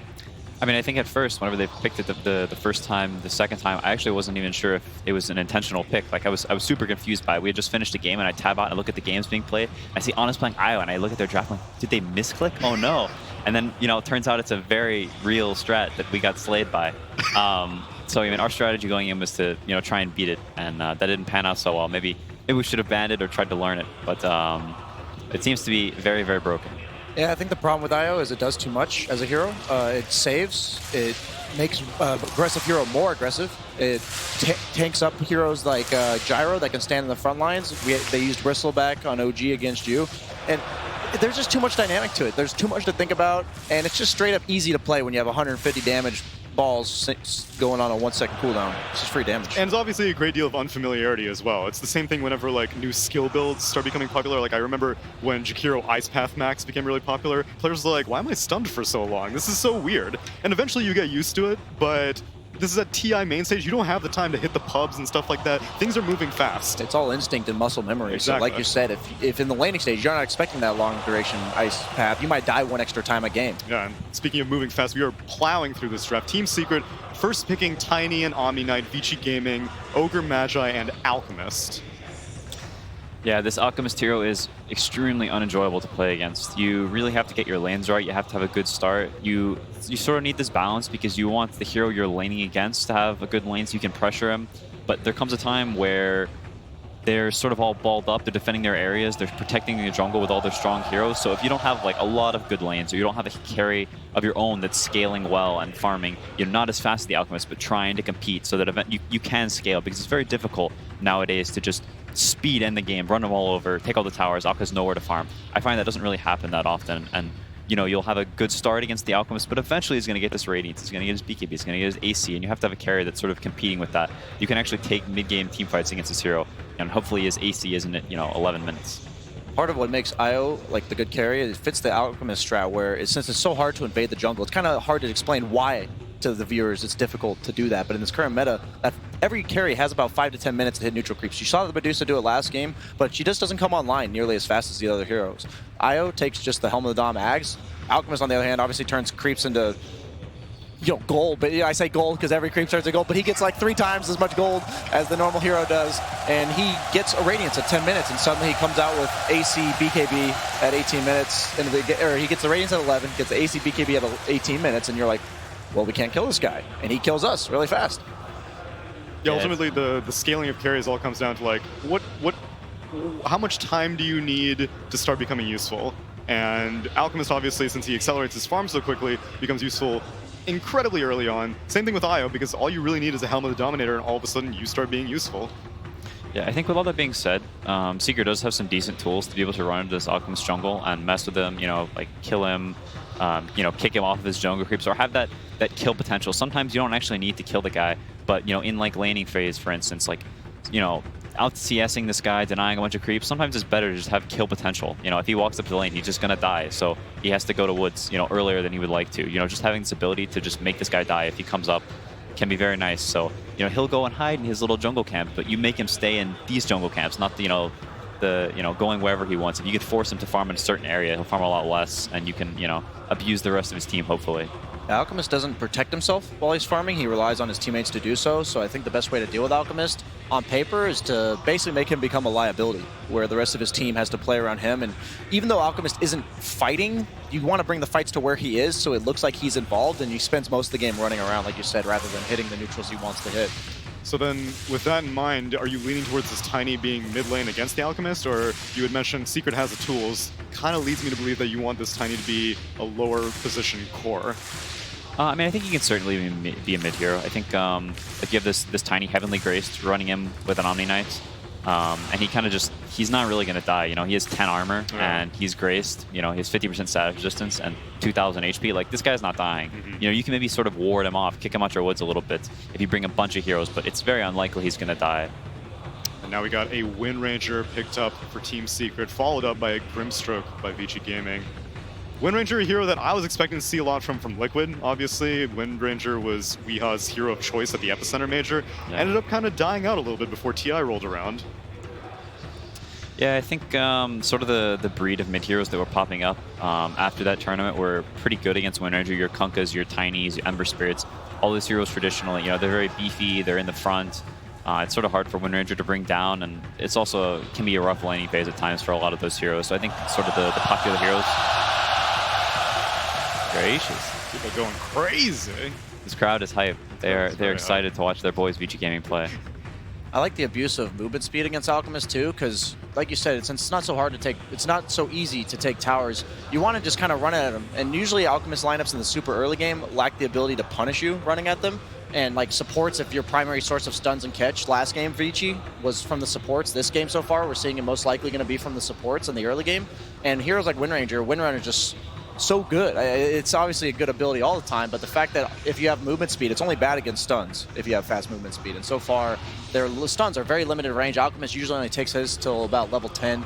Now, Crystal Maiden enables the rest of the team to stay on the map, spam their spells to push out lanes, harass heroes, and kind of goes along with this theme that Team Secret's going with, this low cooldown, run at you strategy. And they're also got an 83% win rate on Crystal Maiden so far this event, so clearly a comfort zone hero for them. So the approach that you were originally going for, CCNC, is that you thought that it's in your best interest to maybe play Alchemist's own game, that you try to carry him, because every single time you try to challenge him, if you fail once, then all of a sudden it starts spiraling out of control. But it seems like Secret are content to challenge an Alchemist. Like, why pick a Crystal Maiden unless you really want Arcane Aura, you really want to be challenging this Alchemist in the jungle constantly?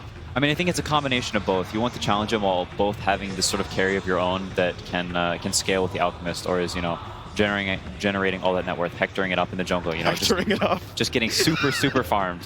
Yeah, so I mean, I think the Crystal Maidens, like you said, it suits that quite well. You have this extra mana you can run, and Tiny's got more avalanches, more tree grabs. MidOne's been doing this build where he maxes the E, so you can take the towers pretty early. I think it actually. So you're back to it's pretty sick. Mid lane Tiny then? No, I think it's certainly mid. I mean, now that the Wind Ranger show up, I think it's most likely a 4 Wind Ranger.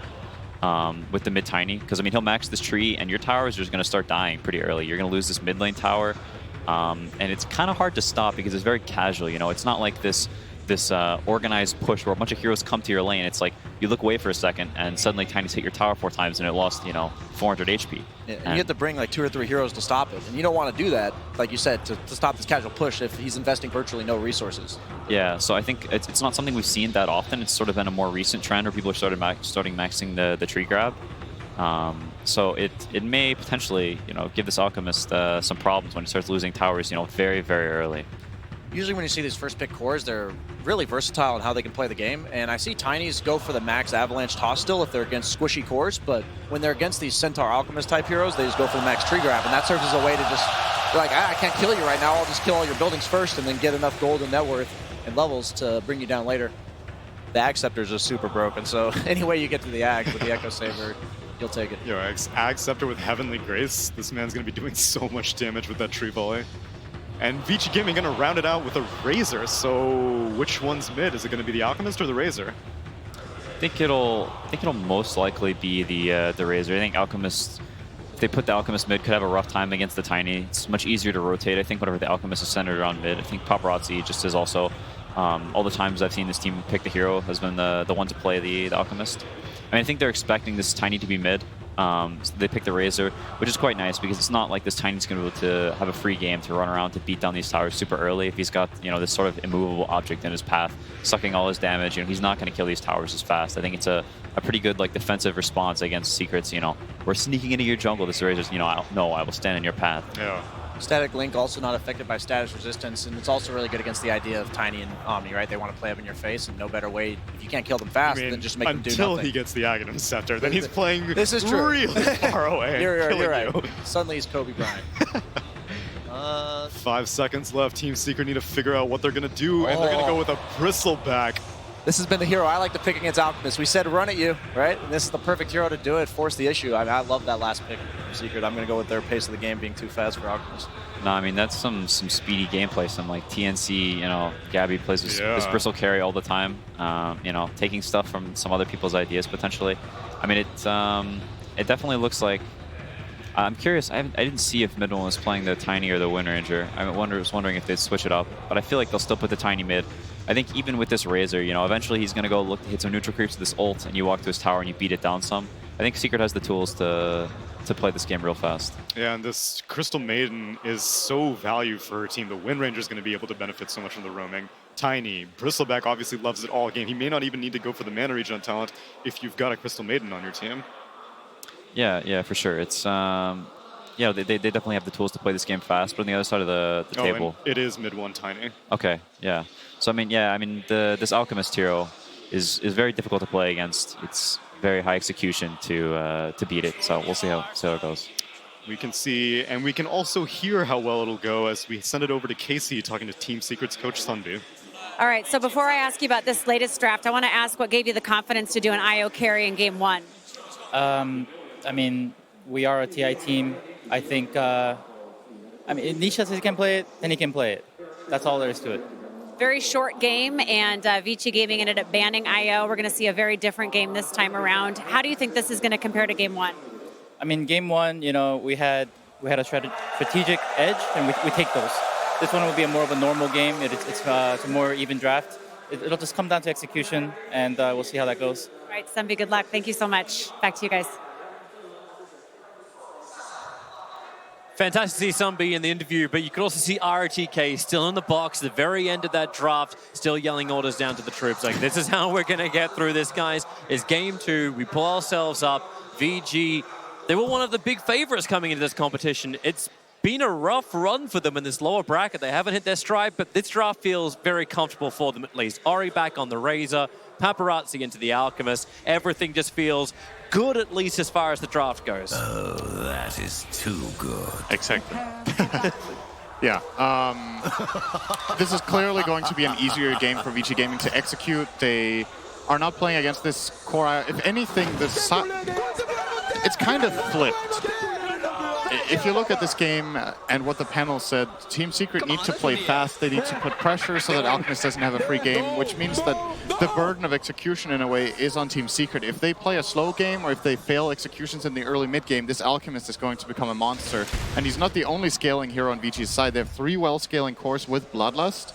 So you have to pick up the pace. You have to push fast with playing around your Bristleback. Do they actually have the sustain to do this? Like the panel was talking about, like the Crystal Maiden Nora giving you this, like at least Nisha may be able to go for these early, more aggressive style or tankier style builds. Is there a timing that Team Secret is looking for that will work against VG? I think you get Bristle's first core item, if possible, and then you do stuff. I'm still concerned, though. I feel much stronger about Vici Gaming's chances in this game, just based on the fact that Secret have to do so much without really the ideal tools to do it. They have aggressive heroes that can take fights, but can you take those towers? Can you invade that enemy jungle when you have to run through a Razor and a Centaur and these 2 strong early fighting supports in the Ogre and the Grimstroke? It does seem pretty tough. DUI doing a lot of damage to Puppy here. Windrun has been skilled by Yapsor. Yeah, Puppy wants to... what do you actually want to do here? Because Windrun's skilled up. You don't have Frostbite. Puppy's already TPing out of the lane. He's coming down towards the bottom. Yamster's like, hey, we're all friendly around here. Vici was actually planting LGD flags and throwing out LGD balloons on the bottom lane previously. Oh, Fade. This may be TP time. Just copping a little bit of the harassment. Starting with Nasal Goo as the first ability for Nisha. Paparazzi will still be happy. He was able to skill up Greevil's Greed. They got 2 of the bounty runes to begin with. Yep. And now Zai feels like he's going to get bullied a little bit out of this lane. But if someone's going to survive, it's going to be Zai. He's got to time it right against DY's bloodlusted up Ogre. What wins there, Purification or Ogre? Probably Ogre, in the long run at least. Well, Zai does have Maiden Aura. It will help him a lot. He doesn't have it yet. God. Oh my god. Zai, into the trees, cut away. Lob him. club him. You got, there's more clubs to come. All right. Even got a creep wave to work with, but Yabsor. I like how Yabsor's like, wait, I could do slow. I can give slow. This is how I can give support to Zai. Bottom lane, Secret. I think this lane is probably the lane for them that is going to go the best. I would say Bristleback will have a pretty good time here, especially when Puppy hits level 2. So they get that aura up and running. Maybe Nisha's level 3. Centaur can't really sustain very long against Quill Sprays. You have good health, but your armor is really bad. So Nisha will keep laying into him whenever he tries to go for CS. And as far as the mid lane goes, I don't know how this matchup goes, if I can be honest with you. Tiny versus Razor. You static link, then you toss him away as long as you have vision. Yeah, you have. He didn't even skill toss. He went 2 in tree grab and 1 in avalanche. And Tiny just has too much of a damage advantage in the early level. So Razor can't really win even when he starts static linking. Tiny is still better than him for, I think, 2 full seconds of the link. Now that Link is level 2, it's a different story. Now he might have to skill toss on level 4. But MidOne seems to be doing just fine for now.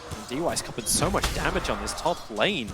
Zai as well as Yabsor are just making this work under a double wave of dire creep. Zai, he just doesn't care. Paparazzi wants to farm up the wave as it's coming in, but DY, crazy purification. Yabsor, he's going to win run into the trees. Following up with this Ogre, he's got a little bit of life to get through, but that will be enough. A quick fire blast, have to bait it out inside the tree line. Give some regeneration time for that Tango to go to work. And Yabsor won't be able to find him, not for the moment at least. Big wave for Zai though. It's a double wave now. Even 3 ranged creeps on him.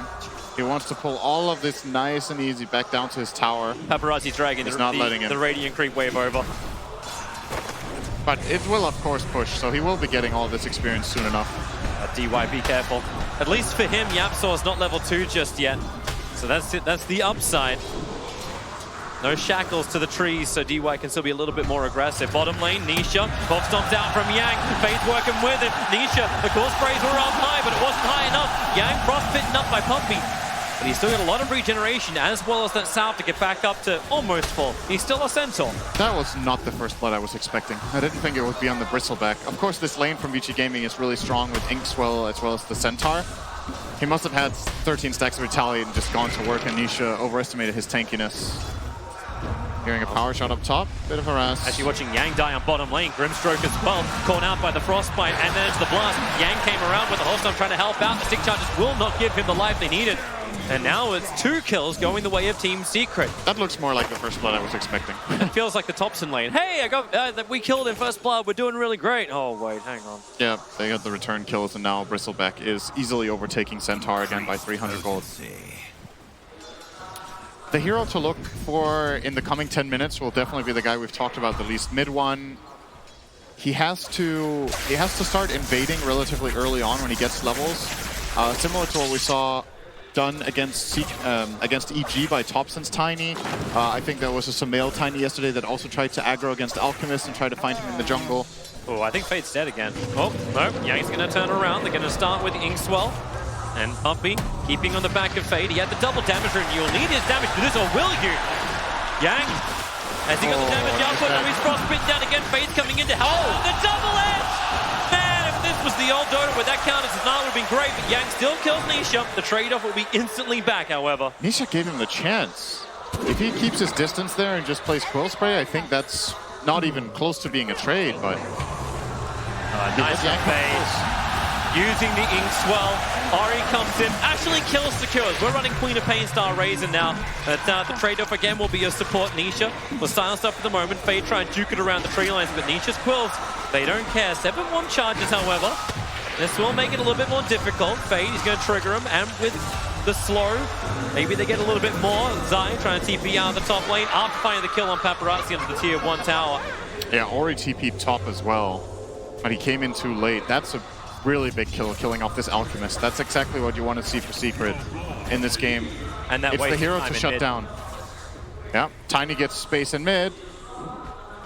It's looking so far so good for Team Secret in this game. There is a lot of burden of execution on them, but they've been delivering it so far. And now I guess Paparazzi, after being killed off in the safe lane, is probably going to be like, screw it, I'm going jungle. They're going to start protecting him with the wards, maybe pulling up an extra support to try to help out. If needed. Yeah.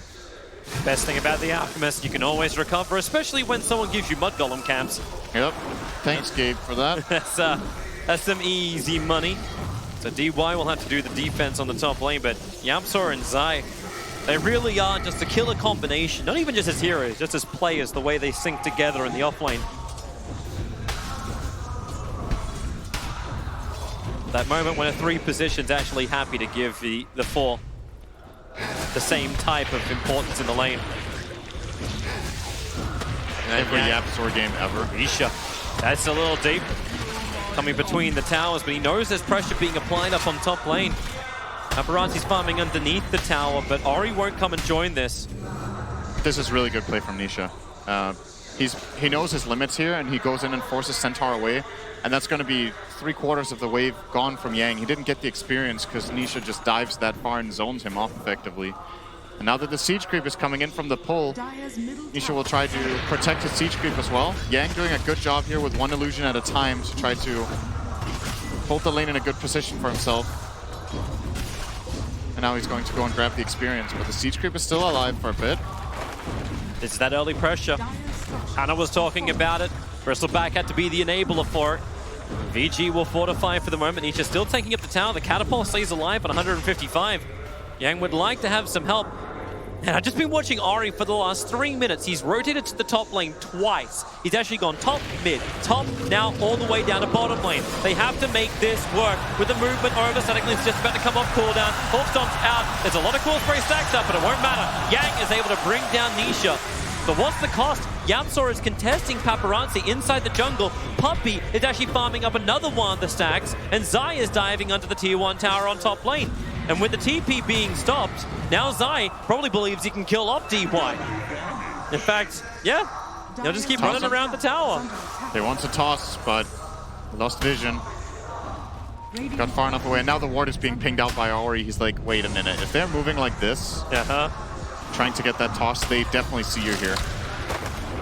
YapzOr can do the scouting. Greatest thing about Windrun. And Puppey, I still love this. He's got his observer ward down, he's farming on the other side of the trees. Ori's not looking at this. Did the power shot see fade? He got hit by it, but it was on the edge. Not sure if they saw him with the vision. There's a ping that's coming out now. It's like, okay guys, maybe we should be looking for something around here. Puppey, under 2 observer wards, is going to TP himself out. DY won't see him. And the sentry is in range of 1 of those obs. It's so clear what the game plan is. It's like you can just look at the minimap and identify it as an Alchemist game almost. It's 8 minutes in. Both teams had like 3 or 4 heroes in the dire jungle up here. And good play from Secret again. They managed to grab that tower. They got in 1 aggressive ward that did not get dewarded and 1 that did. And this one that did and could provide a big kill. Zai is coming to contest it. DY is nearby. Courier is going to bring extra supplies over. With this aggressive move, maybe they think of something else. Inkswell out here from Fade, looking to get both of them. He'll only end up catching out Zai as Ori stealing huge amounts of damage from this Omni Knight. Have they got enough to finish him off with the slow from Fade? The stroke of Fade doing its work, but the trade-off is the mid tower. Puppey and MidOne are beating into this, and Centaur's got no other choice but to TP to here. But as he does that, you know where Nisha's headed. Tier 1 tower on bottom lane. We're threatening the VG Gaming real estate. This is... Honestly, I'm really impressed with how Secret are playing this. And it's just flat out strategically. It's not about like amazing spell casting or huge outplays. They just have a super good understanding of what it is they need to do in the game right now. How they allocate resources, who plays where, what the goal is. And exactly like you said, they just keep pressuring everywhere. They know that Vici Gaming are kind of running from lane to lane, and they're losing farm on it, and they're still losing their towers. Nisha gets the bottom tower. Mid tower is almost gone, taken by MidOne very soon. With this tree, he's probably going to head straight over there to combine with Zai. Even smoking up Puppey to... Oh, actually, never mind. That's an Invis rune. Yeah, Secret are in a great spot in this game. I did not think they were going to build this big of an advantage this early on, but it's what they needed to do. Puppey's gone rogue. The courier is going to fly right over the top of him. They kind of know where everyone's farming because you've still got the observer ward up. This never got dewarded by VG Gaming. And they're doing everything they can, VG, to keep this tier 1 tower alive in mid. Nisha comes around the back. They'll go for the silent stampede forward. Where's the Inkswell? Where's the follow-up stun? Zai wants to get the purification, but then again, the hot stop from Yang. It gets a double. They're bound together. The Soulbind. Ori, so much damage coming into him. He needs to pump it into Nisha, but then these quill sprays stacked up to 7. Ari, he may not even have the life of quills. They actually just blow up the Razor, and DY can't do anything else here. Yapsor will get a double kill because, hey, it's him. As VG Gaming, they continue to lose more and more of this map, and every time they try and answer, they get a dial error. Yeah, trying to kill the Bristle there turns out to be a big mistake. They thought they had the damage, they did not. Oh, the toss. Perfect. Blink Dagger up from MidOne, making it work. Able to toss the tree as well. And Paparazzi and Yang are there, but what are they going to do? There's not a single point up in Concoction. This is a full farming Alchemist. There's no real control. Centaur cannot blink forward. Yep, he has to retreat to the jungle again and just keep farming. And this will be a very late Radiance. We've seen Radiance has done it this time, and he still has 2,000 gold to go, even more, 2,500. And we see here, they get a really good static link on the Bristleback, and they're going to kill off the Omni Knight. What happens now is what loses the fight. Ori keeps hitting the Bristleback in the back. They Fire Blast him here. That procs another Quill Spray. Because he gets the multicast might have actually killed Ori. And it's just too easy. Nisha with this Vanguard and the Heavenly Grace. You don't go on this Bristleback. You drain him, sure, that's great. But you have to go on the other heroes, so your damage just isn't there yet. Yep. And even when he stops, like MidOne saw him actually try and back off into the tree lines, but that one attack gave vision, and he tossed one creep, and that actually looked to be the thing that got the kill. And what does Secret do? Here we go again. Blink, Avalanche, Toss, and Ogre, for all the life he has, they still have enough burst damage. Yapsor from a long range He has finds Melt that one. On Wind Ranger. Oh my god, this is meant to be support. Yeah, that's He's got more. really good time. He is 200 net worth above the Centaur. And Secret just keep ramping up the pressure. This mid tower, I don't think Vici can fight. They just can't deal with this Bristleback right now. Paparazzi needs more time. He's at 3.4k gold. Can't even buy the relic yet. Not a single tower lost by Team Secret. The map is closing very quickly. And there's more and more observable as Secret's getting down. I'm loving this one right next to Fade, almost next to the Dire base. It's in so deep, and you got Fade there with one Sentry Wall. It's like, well, where do I put this? Bristol's taking the stacks on the bottom. Paparazzi at least has moved north. He can buy the relic. The courier's coming out for that now. It's just so late. He has lower net worth than the Bristleman at 14, while maxing out Greevil's Greed. The early aggressive moves for Secret, I can't state enough how important these first 10 minutes are in this game. They've got everything they wanted. And now it's just about keep playing aggressively, keep controlling the map. You are much stronger than the opponent right now. Don't give them space. MidOne's here. The MidOne's here. He can't even get the bloody relic into the Alchemist. At least he didn't buy it. That's true. That would have been even worse. But in order to actually buy the full Radiance now, he has to walk over to the shop and then walk home. That's so much wasted time. And VG, they can't even protect him to walk to that shop. Zai, Ori, trying to get something out of him right now. Starts with a static link. Poppy's nearby. Can Frostbite. In fact, he's just going to Nova. Yang, and he really kind of wants to stampede for something here, but he knows he needs it for defense. Too much of Secret nearby.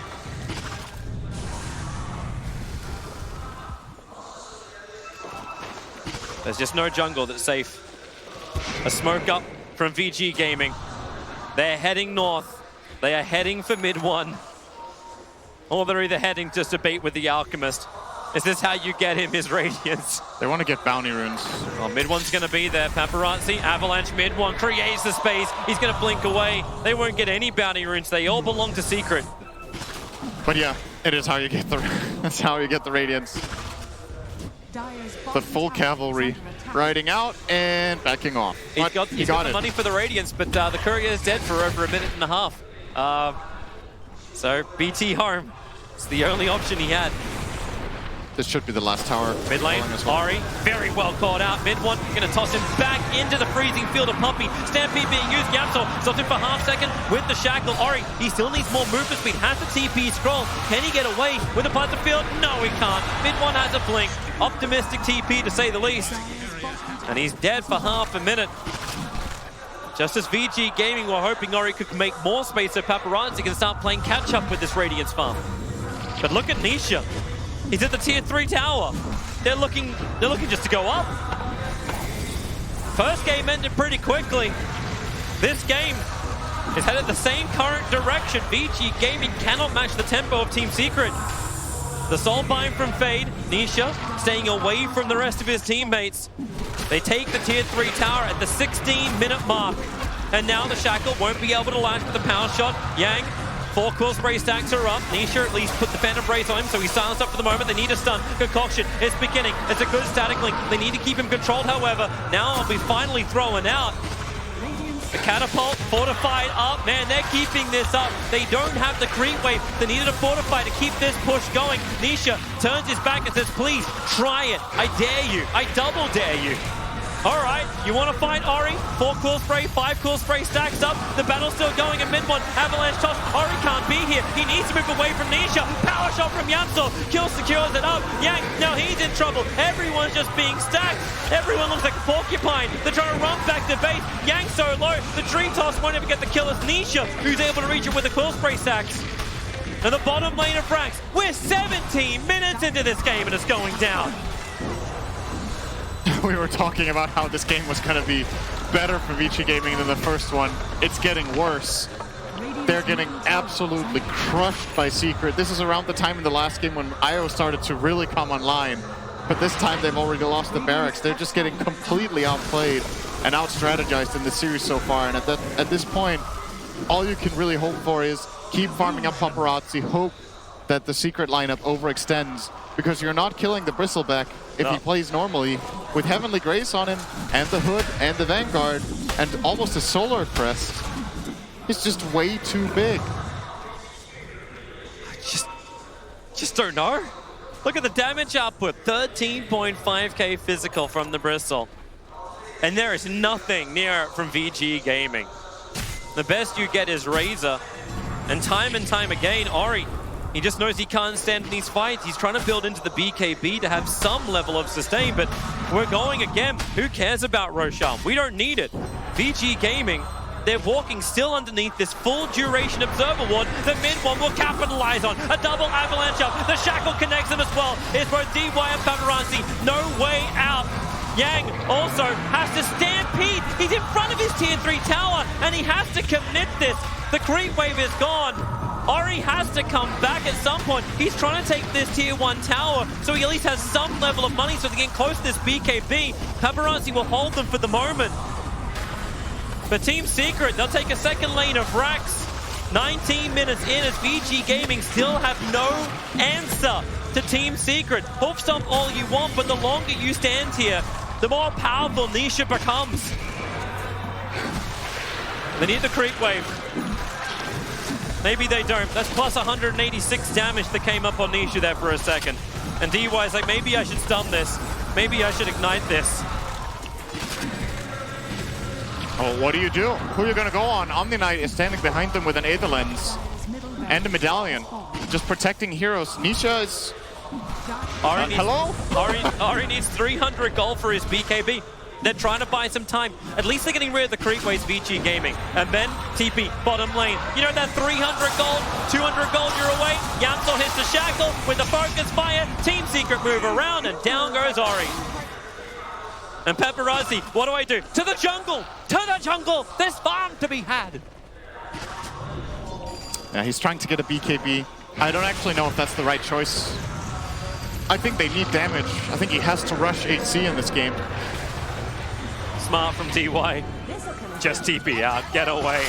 Paparazzi's gonna get both of the runes up on top, so that's a little bit of a saving grace. 3.8k now in his bank account. He's 200 away from having that BKB, but Nisha, he ain't letting up. That's a double damage rune on the Bristleback, plus 288.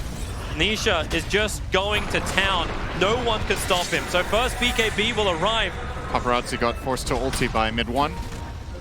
Second BKB's up as well. They're going to have to fight anyway. Paparazzi, Concoction is preparing. Nisha has the protection of the Heavenly Grace. Here comes your Soulbind, but where's the stun? Paparazzi. He stunned himself. Well, that's not the plan.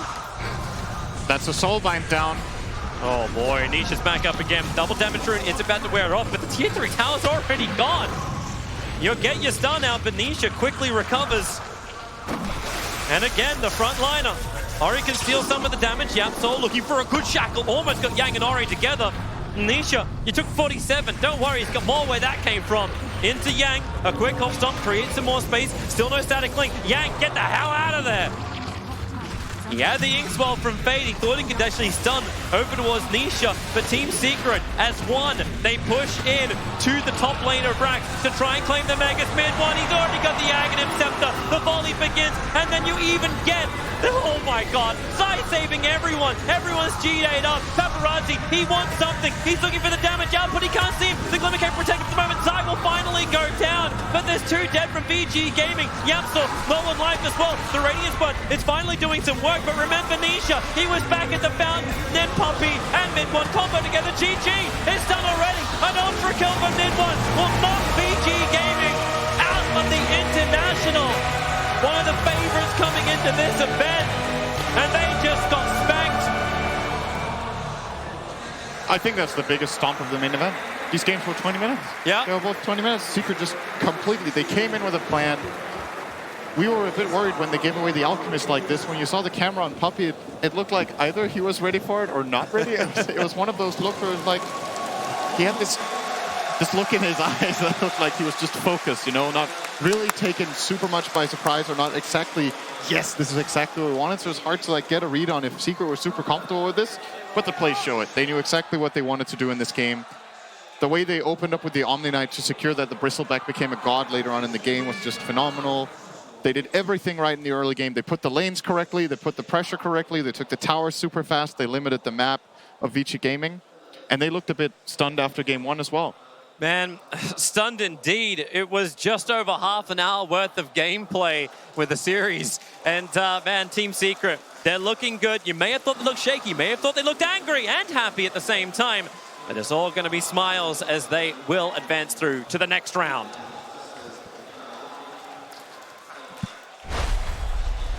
Team Secret are through to the round of 6, or round of 5 actually in the lower bracket right now. They'll face Team Liquid, and I mean, what do you say after that? I mean, there's what, no. What do you say after that? You say GG, well played. No. What do you? Brutal. Savage. Wrecked. Come on, guys, get it together. What else do we say after a game like that? That's Sorry, Paul, absurd. We're not quite in tune right now. It's fine. It's fine. We're gonna get there. The cost. Vici are going to be so... That's not the Vici we saw for the second half of this year. No, but this is the Team Secret of It is, you're right. throughout You're right. this season for sure. The understanding of the timings, their gameplay overall. There was no cheesy picks at all. This was just some simple Dota understanding when the tier 1 tower falls, you go in, invade enemy's jungle, take the Alex farm, just delay that radiance as much as possible, build into these tanky items, Solar Crest, Pipe, Vanguard. You can't touch the Bristleback.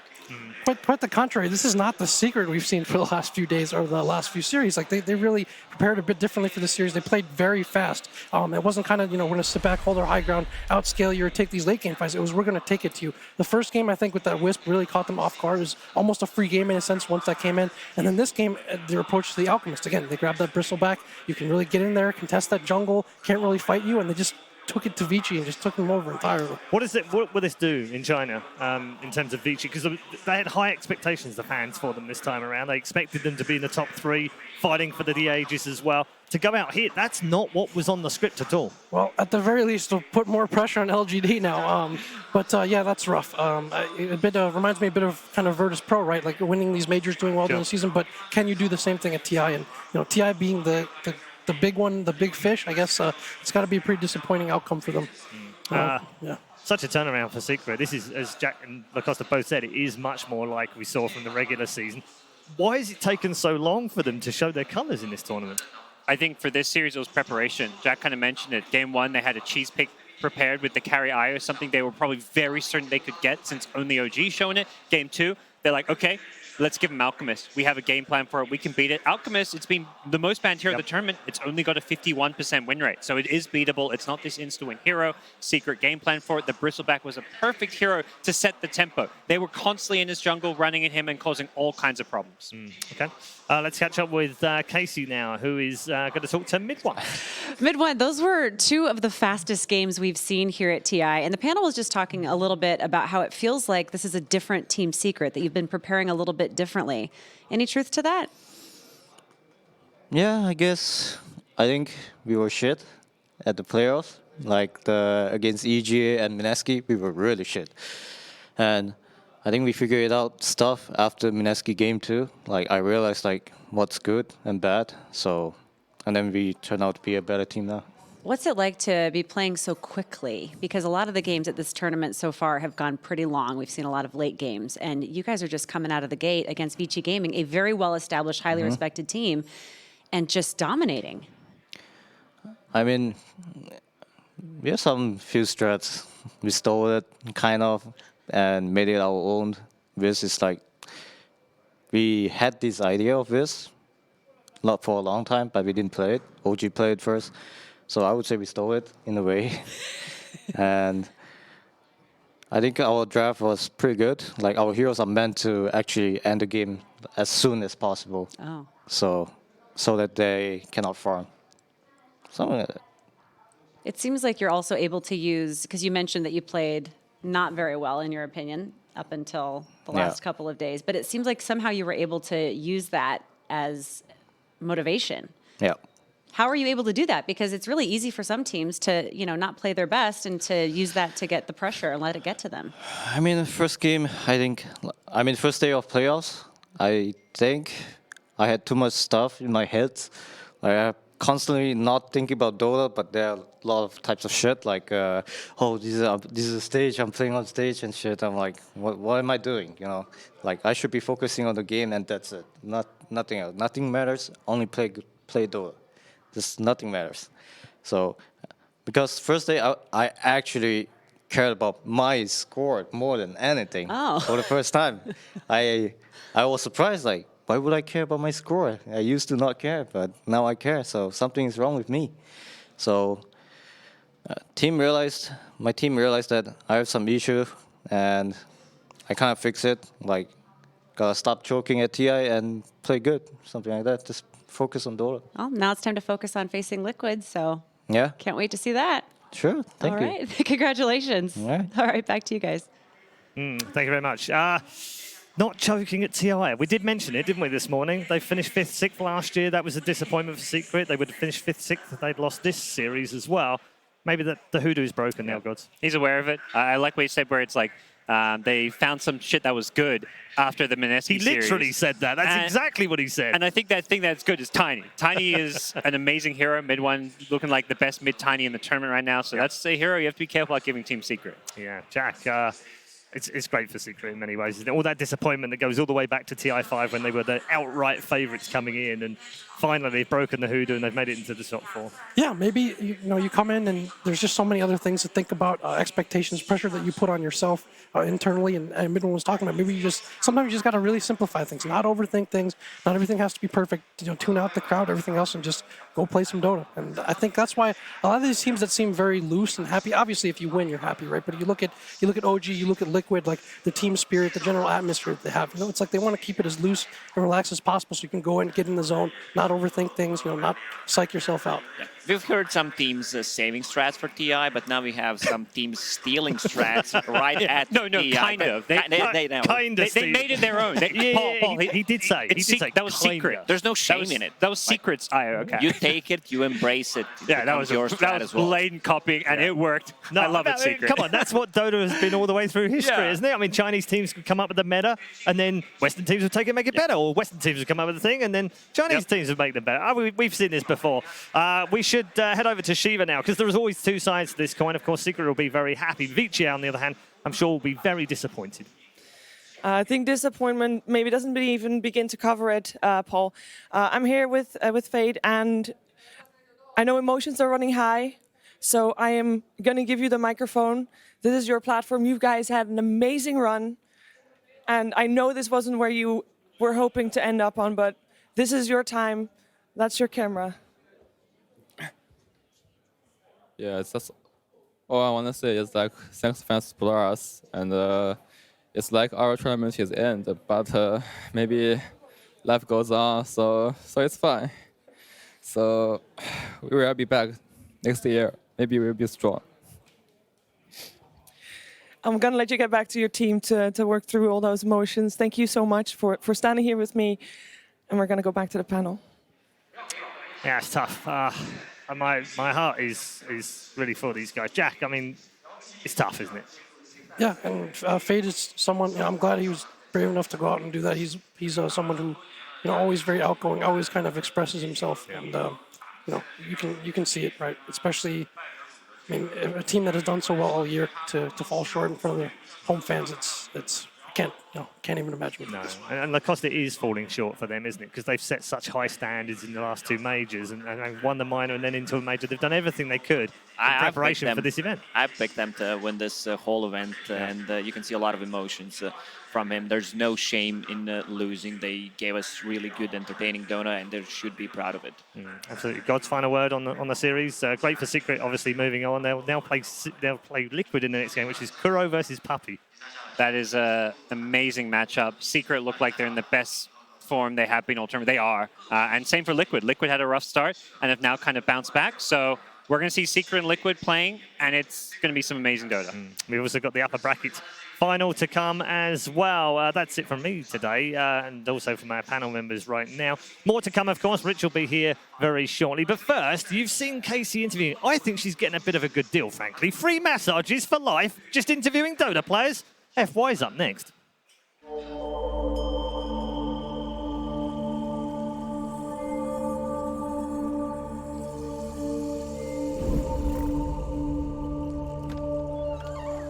Hi.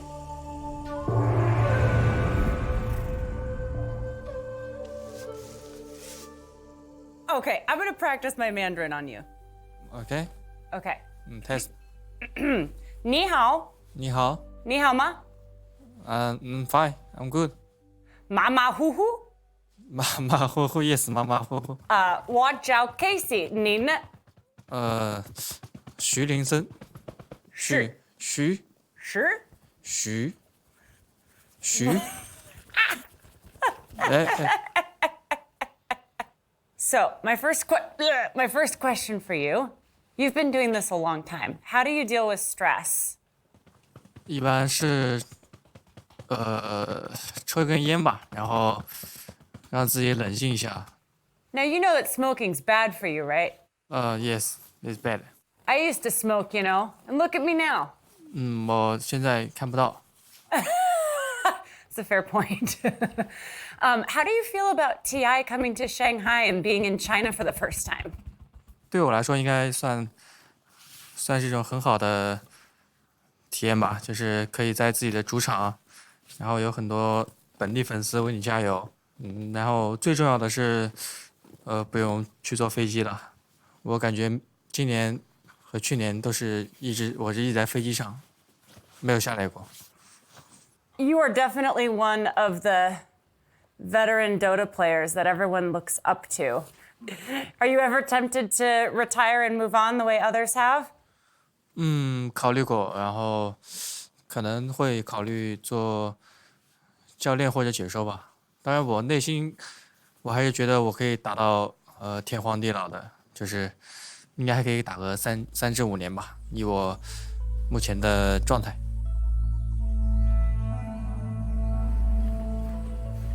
I have a 1.5-year-old daughter.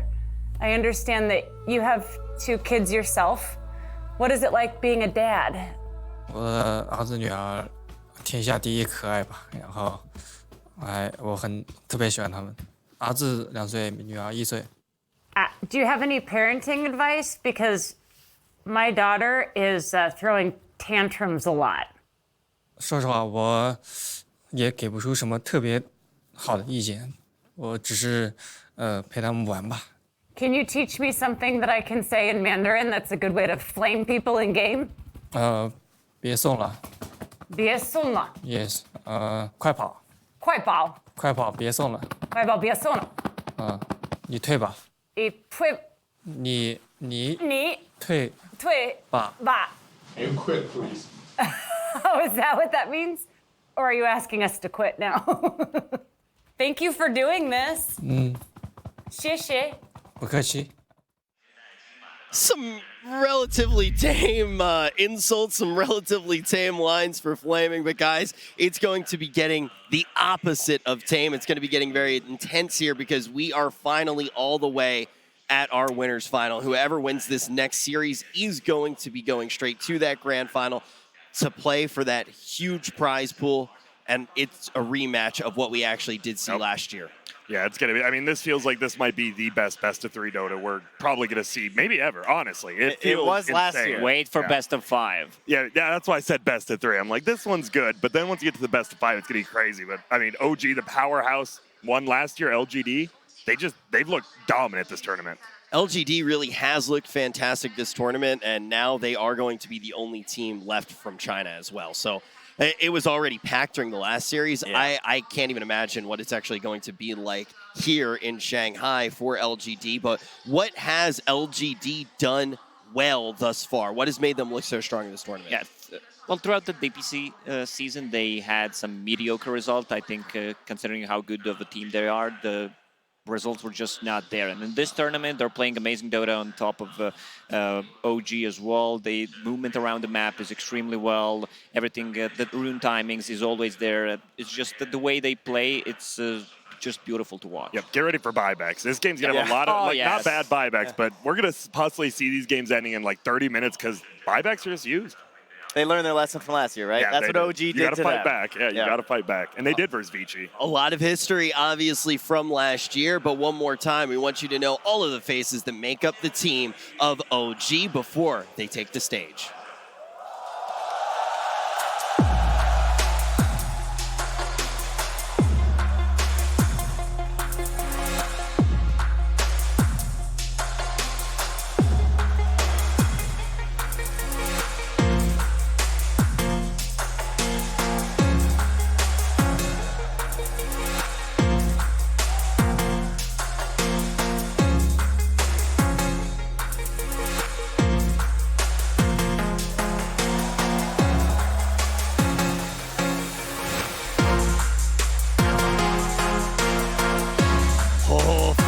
It's time for some quick maths, because when we actually look at this tournament, it seems like we may have a record on our hands.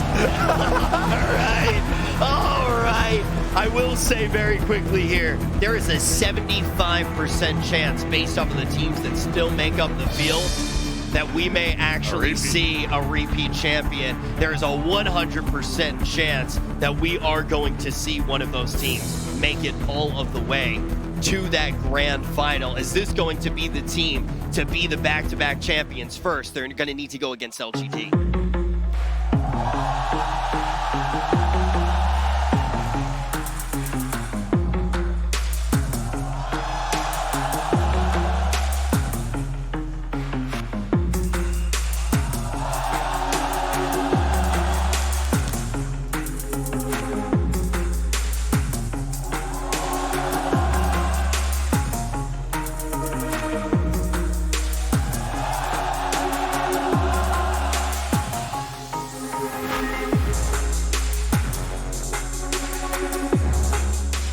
The winners grand final, it is going to be LGD, the home team, taking the stage right now.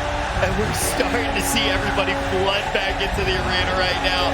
They're starting to chant for the home team, the only team left from China. What are they going to have to do, Lacoste, in this matchup to take down OG? Oh, they're definitely going to need to look up in those notes that No-Tail was having in his hands. There's probably blank papers. Yes, I guarantee.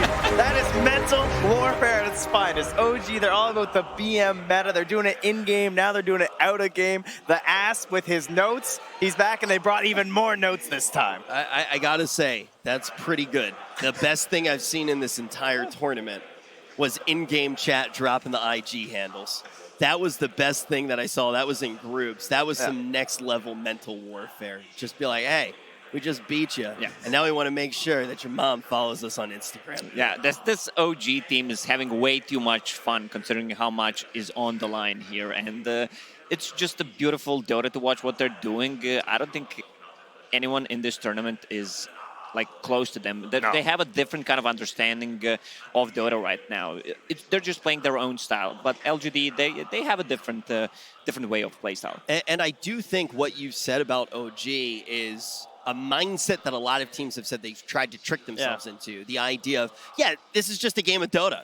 Who gives a crap? When obviously that's not how you're going to feel when you're up on the TI stage. And there's only really one other team I think that ever reached that level, at least to me, and that was Wings, right? That idea of like, heroes didn't matter. When I looked at Wings, I didn't care about what heroes they were picking, right? I cared about looking at their players and what they had to do that game, and it just didn't matter.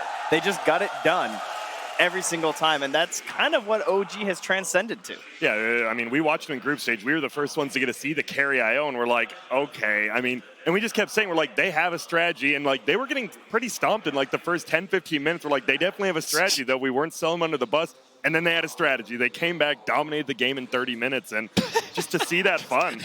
You're talking about the strategies, flipping through the phone book right now. Can we just keep the camera on him as we say? Dude, they're definitely blank. Look at that. Man, he is hamming it up right now. It's just randomly. It's just some random They got drawings. The graph paper out there, dude. No, but on the other side, LGD, right, they definitely play this more, I don't want to say standard. It is pretty standard Dota. And I think besides OG, that's what's been the best is these late game team fight, right? We've been seeing Tides, Voids, and Enigmas, Earthshakers have been winning games. Like, if you get past the 40-minute mark, those are the heroes you want. Yeah, but how do you prepare against a team like an OG who, in interviews, Sachka said that they didn't even practice IO? I don't know, you're the analyst, you tell me.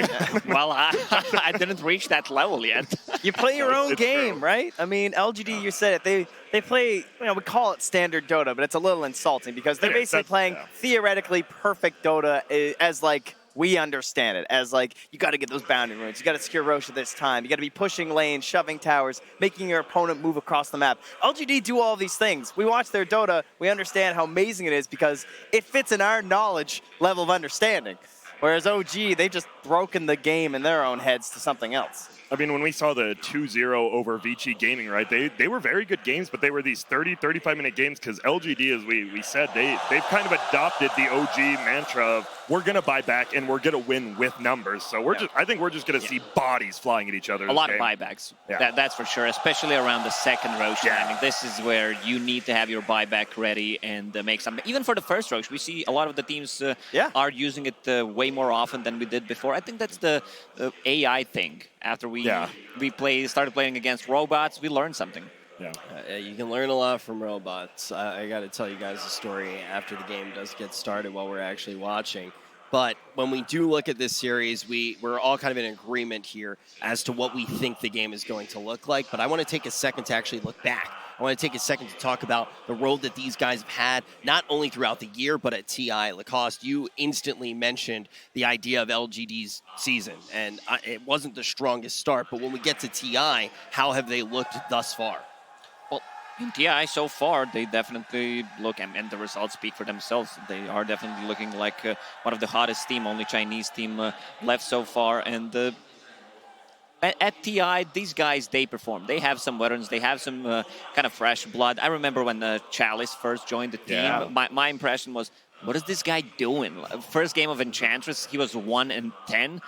Well, someone needs to know what's happening with this guy. He has to be good. Then after some time, you see that everything is clicking in, and he actually has his place in the team, is playing some amazing Dota. That's the best part about, honestly, like Tier 3, Tier 2 Chinese Dota. We talk about DY as well on Vici Gaming, got eliminated. Like, what was he doing his first tournament? And the fact they stick with it, they don't just roster shuffle, right, is like a big up to them. You get these players. Like, there could be tons of these in the world, but they don't get the shot because, you're just getting tossed. How do you think that actually happens? How do you think they see the talent and go, oh, if we work on this, we can actually refine this player and they can be the missing piece to our team? They have a lot of good resources in China, especially because they run a lot more league system play where they're playing week on week, seeing consistent results. And they also have teams kind of like farm teams where, you've got your youth team kind of a deal, or VG potential, IGB. Or they've gone through all the letters before. Some teams, at one point, they had like 6 rosters on some of these teams and just constantly scrimming each other, watching these guys grow, and you look for that potential, right? I think these players, they sub in for a game or two from the big boys, and they go, oh, I like what this guy's saying in the game. And they give him a shot on the big team. Yeah, in other regions, it's much more harder to spot a good player unless you're in, let's say, top 100 MMR. Also, you need to have some kind of connection with the players, and you're going to give shot. They're going to give you a shot, but after you need to deliver. Like, you need to show up, play some really good Dota, and I mean, it's really hard to get into Pro Dota scene, at least, especially if you're unknown from before as an unknown player. Yeah, I feel like as a new player, you really need to have like a moment. There needs to be a clear moment where it's like, okay, you break through. All of a sudden, you won the respect of the players, and then they'll start playing it. Like, it does seem like a very hard thing to crack into. But we are going to really quickly here take a look into the minds of some of our players before this matchup gets started. No-Tail? Seb? Gosh, those names sound familiar. Why? Where do I feel like I've... You know what it is? I feel like this looks familiar next to you guys. Returning TI8 champions. Is it the same way that you left it? Looks the same to me. Yeah. Maybe there's a few changes on the back. I hope there better be. It's missing also a couple of people around it. Last time I saw it, it was like... Oh, yeah. Yeah. What is it like in the days and the months following TI, when you've won versus when you've left something there? I mean, everybody we've talked to in this couch talks about that being the one thing they want to do, and the ability to look back and wish they had done things differently. What is it like to not have that? Life has been very relieving for me ever since. There's been that one thing that was there for a very long time that was no longer there in a way, like an underlying kind of pressure or question whether or not you're competent or you have the ability to do what you set yourself to do. You dream about it, you wake up, you work towards that, you know, it's like your life is about that. Once you actually do it, it becomes harder to go for it because it's not as obvious. You have to, it has to come within yourself. Like, you have to kind of craft it. You know, this fire, this motivation, and you know the people that are gonna go up against you, right? You know how bloodthirsty they are. Like, nothing's gonna stop them. Nothing is stopping them. If you're on the way, well, you better get out of the way before it's too late. What made you decide to handle Anna taking a break and a leave the way that you did, which was to be pretty open about what was going on? And also, you didn't seem that concerned about what that meant for your longevity as a team. Dota asks for a lot of time. It asks for all your time, more or less. And if somebody doesn't want to spend their time doing something, well, everybody should have the freedom to do what they want. And yeah, we set ourselves this crazy goal of winning the international. So once that's achieved, what do you want to do? And then, well, a lot of us wanted to play right away. And Anna decided that he's not ready to play. Like, he, again, wanted to self-reflect, spend some time at home. And that was that. And how meaningful is it to be able to come and play TI and play in front of a different audience with it being in Shanghai and in China for the first time? There's so many things about this TI that are different from last year's. It's a new audience. We're a different team, probably. I mean, we grew. We're going to play against 17 different teams that are very good at the game. The Chinese audiences, I've always admired how the fervor, like, they're going to root for the teams that they're going to decide to root for, and it's most likely going to be the Chinese teams. And they're one of the very few audience that also roots against the teams that are trying to defeat their favorites. And it's rough. Sometimes it gets rough. I remember my first tournaments in China. Sometimes it was overwhelming. It was getting to me. I was like, wow, but they're actually chanting against me, or they're booing me, or it has happened. Not always, but it happens. It's part of it. It's competition, right? I mean, let's say we had a tournament in France and this would happen. I would be like, yeah, they're cheering up, you know, cheering me up. TI in France, yeah, that's not going to happen. I need to get over that. One day, man, one day. We just keep the game alive long enough. Yeah. Maybe all the other nations will fall and France will be the last one standing. Maybe. And then you'll get your TI. Boy, that got dark. Doesn't need to be a world war for it to be over. No, but we're just talking about the feasibility of TI happening in France. We're just going through options, nothing more. That's about the only option that we have. Yeah. Is there anything else that you want to add to fans of OG and fans of Dota? Just in general, just about where we are right now, sitting here getting ready for TI9.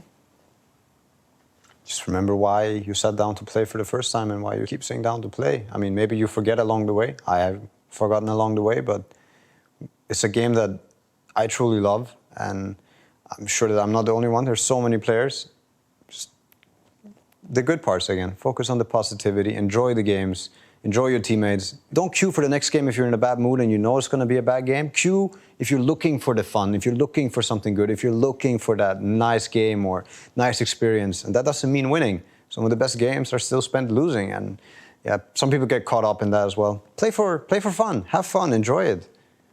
Thank you, guys. Yeah, you're welcome. You're welcome.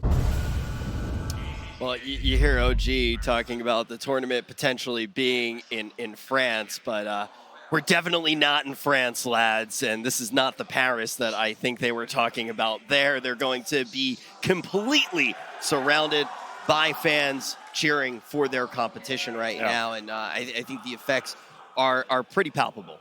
Yeah, definitely. I mean, OG, they were pretty much cheered for in the grand finals for most of it last year, and this year, people will cheer for him, but it's going to be all LGD, and I don't blame him. It's the home team. You want to cheer for him. I would. If we're in America, EG's in the finals, I'm cheering for him. That's just how it is. This is the first time we're going to see 6 versus 6 Dota. Yeah. Crowd on one side of LGD, and big stack of papers on side of OG. What about Sashka? Is he on top of the stack of papers at least? He's holding the paper while No Tail is playing. Very important role. All right. We actually saw a little bit earlier those papers not blank. Not blank. Yeah.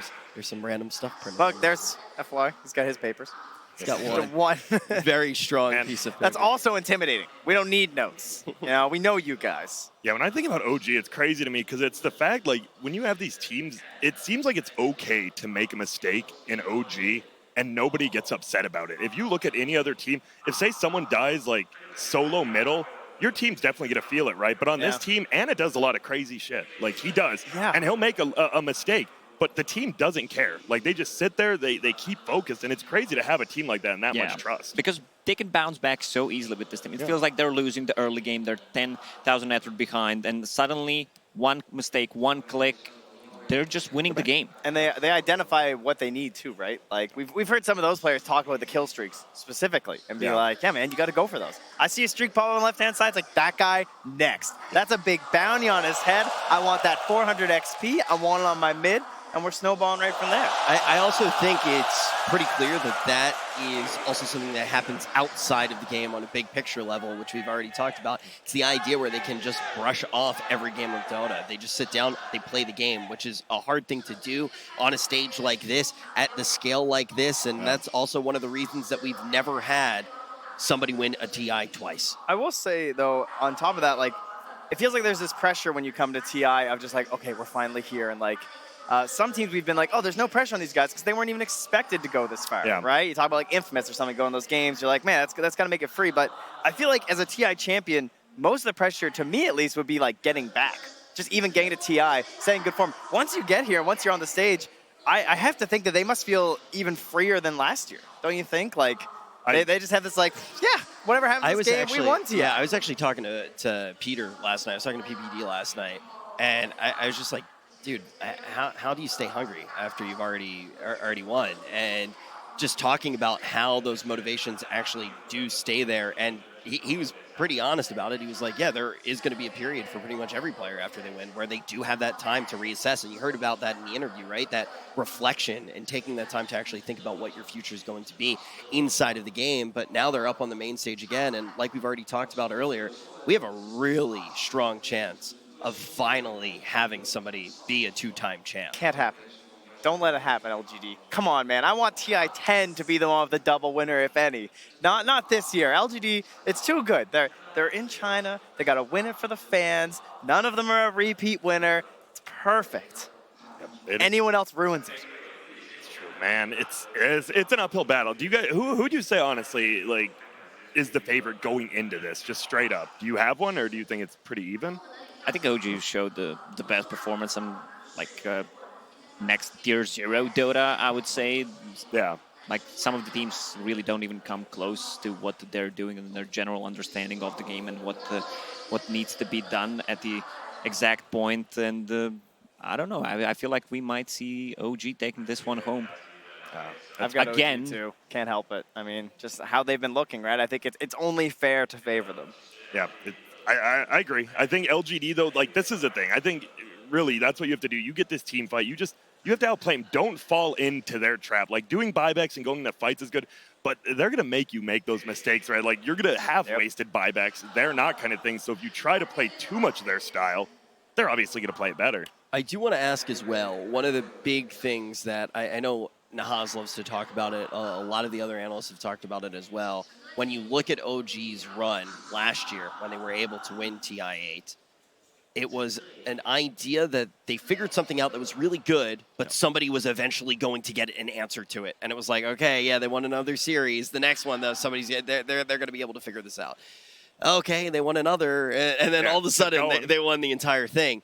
Is there any similarity at all this year to their run last year? I definitely think there is. I mean, even in the best of 5 grand finals, though, it wasn't too bad. I think they did get found out a little bit afterwards, but we'll have to see. Well, we talk about history. This is a rematch of what we saw at TI last year. Whoever wins this is going to be going to the grand finals. PSG LGD versus OG. Game 1. Perhaps the most hype rematch in esports history across all games. It was the grand finals last year. It was the winner bracket finals last year. LGD looking for revenge. OG, can they do it again? I've got Gunnar as well as Febby joining me. What do we make of this matchup? Will there be a repeat of history? Yeah. OG again in grand finals. You know, EG can't be third place again. So there's going to be a new third place team for whichever the loser of this to play. But we could see the same result here. Oh, but the home advantage is so real. Maybe it's because like I'm right next to them, but the cheer is just insane. They've got the entire crowd behind their back chanting LGD. They are the last remaining Chinese hope, and we're going to get ourselves into our first draft of the day. OG with first pick. I mean, we talk about key heroes to ban. So far, a lot of the key heroes we're going to talk about banning is going to be from the LGD side. They banned Io as well as Enchantress. What are the must-ban heroes against OG? Are these what you would have expected to see banned out with the Magnus? And the Mag. There's a lot of... ET's open. OG might pick ET. A lot of the drafts this patch are kind of centered around these like 1 or 2 core heroes that are just like bonkers. Yeah. Like this Wisp, if OG picks it, they're probably going to win every game. Are we going to see a single carry Io, do you think? I don't think. I think it's going to get banned probably every game of the tournament from every team. Like Secret showed they can play it. I'm sure LGD and Liquid are high enough caliber that the carry players can also play it with like little to no practice. So I think that hero is probably going to get banned. The Enchantress most likely will get banned by most teams against everyone, even Alchemist, you know, these Ogres, the Shadow Demons, these Lesh. There's so many of these like strong heroes. You have to take a trade where you give them a strong hero on first pick, but you get a second strong hero on second pick. I think Tiny might get picked here. Tiny has been the hero of the tournament in the past few days. The tree volley is just so powerful, coupled with some AoE disablers such as Void. And I'm surprised that OG... I mean, I'm not surprised. It's the second ban phase, but alright, they're going to pick Tide Lion. They're sticking to their picks, you know. They're saying, yeah, Tiny looks like the meta hero, but this is what's worked for us. You see No-Tail just laughing. He was so confident with those picks. We saw the other kind of more common opening was the Tiny Void. I think that Seeker was running.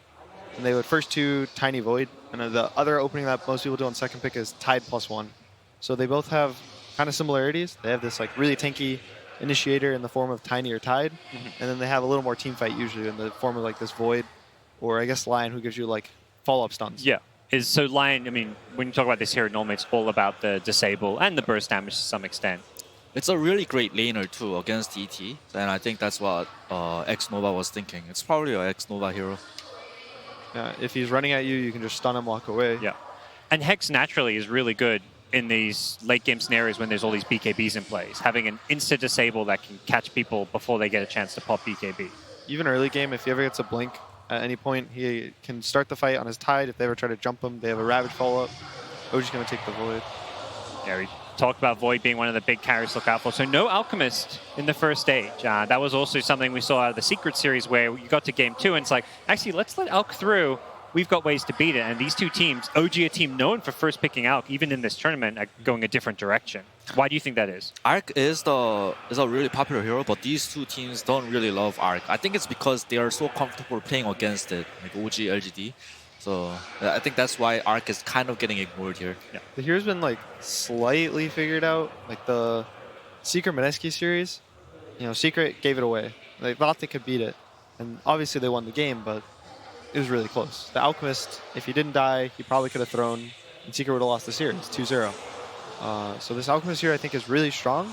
But like Febby said, I think they have a feel how to play around it. You know, OG is one of the classic Alchemist teams. They picked it, you know, at the Boston Major like 3 years ago. Yeah. That's when they started, you know, they would first pick this Alch, Anna would play it, he just go this Radiance, so it's kind of going back to his roots. He's like, they're very confident playing around it, so I wouldn't be surprised if they pick it still. Yeah. OG is like the best team at bringing the tempo to their side. They're like really good at creating chaos, so the other team plays at their tempo, and I think that's what Alchemist hates the most. And I think LGD, they are traditionally like a Ame carry team, which Ame has a lot of heroes that's good against Alchemist. Spectre, Slark, like those kind of heroes. So yeah.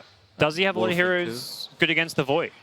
He plays a lot of Void himself, so he should know what works well against it. Naga Siren, one of the best, already banned out. What kind of carry do you think of when you see Faceless Void in the pool? I was actually going to comment on that because it's uncommon that the Void is picked so early without the Tiny, but I think because of ET, it kind of makes up for the damage. And LGD loves Void. Like they will pick it in the second pick phase, so I think it was a deny pick from OG. Yep. Well, OG banned the Spectre and the Naga, which were, I think, the best two. They kind of provide a lot of team fight. They're both really tanky. Naga has this root to stop the Void. He also has illusions that can burn his mana. On the other side, Spectre is going to give vision. He's going to kind of make the team fight more chaotic, so these chronos are harder to hit. Well, Invoker banned as well, so banning some of those heroes that can synergize very well with the Chronosphere, and then they pick a save. So this looks like we're going to see Lion moved over to a 4 position. Yeah. FY has played it before as well, and Oracle gives them some way to keep anyone caught in that Chronosphere alive. Yeah, a save is a counter to Void from support position, and I think because the SD is not there available for position 4, so I think that's why they transitioned the Lion to position 4 and picked Oracle for the position 5 from LGD side. So right now, OG is going to kind of have to consider what they're going to pick if they want some chrono damage. I thought the Tiny has been the most common of the tournament, but it's been banned out. The other one was Invoker. You have either, if you go Exhort, you can have Sunstrikes, you can have Cataclysm, Meteor. Even if you go, you know, Wex, you can still have EMPs and Tornadoes and Lackady or Void. So some of the Thompson heroes that I can think of is Lina, Monkey King, Pugna, that we haven't seen a lot, but it is a pretty bad Pugna game against all those Disabers and Oracle. But I think the other two are pretty viable. I think the Monkey is a little scary. Your Jingu can get purged in the early game when you try to run around. There's a lot of stuns, and it's kind of hard to want to play. I think the Lina is like a good choice. It's scary to pick Monkey when you don't know your matchup as well, I imagine. I know Thompson doesn't really care that much when he's playing Monkey. Him and MidOne are the two monkeys who, like, their teams have even, like, first phase their Monkey. Yep.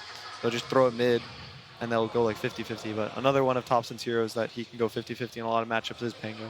Okay. So expecting the mid Pango, because we don't see Seb play this hero a whole lot. We do see Jarek's play, though. Yeah. And ET is a 5 position typically as well. So. Yeah, and they need to pick their mid earlier. They're going to, like, get the mid countered anyway, so they're going to pick it, like, probably the next pick from OG. Yeah. Another mid laner we've seen a lot of, and particularly from LGD's tournament, is Kunkka. Are we surprised not to see Kunkka picked up yet? Maybe a little. I know in the, I think, EG series yesterday, they picked Kunkka versus Void, and the Kunkka was okay, but the Void would just kind of chrono whoever he didn't get the boat buff on, and then he would just kill them, and then the Kunkka would kind of be alone, and you can't really control Void. So the matchup is a little hard for the Kunkka, but they're just going to take the gyro. You know, that's also versatile, right? It's a carry and a mid, and then they can decide their lanes. I think they were kind of scared for OG to pick the gyro too for tops and mid because of the ET. There's not a lot of heroes right now on OG's side that can abuse the ET's magical debuff. God, you know what I always think of when I see ET and Void, a mid lane? I don't think Thompson plays it. Well, Zeus is one. Tinker as well. How good would Tinker be with the Void? But Zeus actually sounds amazing as well. Yeah, it's an OG hero, you know? Oh. There's a lot. You know, Sky? He's also Skywrath mid? Yeah, Thompson Sky mage. This is the things going through LGD's head right now is the crazy thing. There's like, what is Thompson going to be playing? Thompson has like so many like these weird heroes that does a lot of magical damage. So Nature's Prophet, this is a 5 position, but also a 3. They've played it on Seb earlier in the group stage, so given that they have the Elder Time there, expecting Seb on the Nature's Prophet? Yeah, most likely going to be a 3 Furion. They can put it with either of the melee supports if the Pango is a support. And you kind of usually want to match a ranged with a melee if you can for the Stout Shield and kind of the ranged harass. Is this lane counter to Gyro? Is that the idea? Yeah, the Treants can also take Rocket Barrage so he can't really ever solo you with the Q. and Gyro has a really low base damage, so Furion's gonna deny a lot. And Pango and Furion is one of those classic lane partners, because Pango is such a weak laner, so he needs a strong position 3. So LGD bans the Dazzle. I don't know if they're scared of a 5 Dazzle, or they're scared of a mid Dazzle. There's nothing really that stands out for this being a really good mid Dazzle game, I think. So I think they're leaning more towards Zeus. the Zeus. There it is. Zeus going to be pumping in that damage. It does give PSG LGD the 10th pick of the draft to counterpick this theoretically, or they may just be happy with the Gyro mid against it. It's going to have a very terrible game, I think. The Zeus? Yeah. I mean, in the early mid, it's going to suffer so much. I mean, Gyro can run you down and go for kills. There's a lot of other mids you can pick that can bully a Zeus, but it's Thompson. He can come back. If you think about the kind of classicer lane counters to Zeus, is like TA was one of the best. That hero's been nerfed a lot. I don't think we've seen much play of it this tournament. You know, people pick it here and there, and this is a fairly good TA game. Yeah, it is. I could see Kunkka as well. Yeah, I think it's a TA, Kunkka, and it's an Ember. Hero that can get on top of the Zeus. Do you like this as a lane matchup, Gunner? Yeah, the lane matchup's okay. It's actually kind of hard. He breaks through your flame guard really quickly. But you have roots that go well against the Void and the Pango. They can't ult, they can't Q away, no mobility. Well, the LGD chants have begun. It is a rematch of the grand final, and I want to hear one man's thoughts before we hop into the game. It is Nahas. Not surprisingly, these two teams in the upper bracket final feature the 10 most statistically dominant players in the tournament. As we look at kills per minute here, only 6 players average more than a kill per 5 minutes at TI, and 4 of them are on stage here. Of course, Ana and Thompson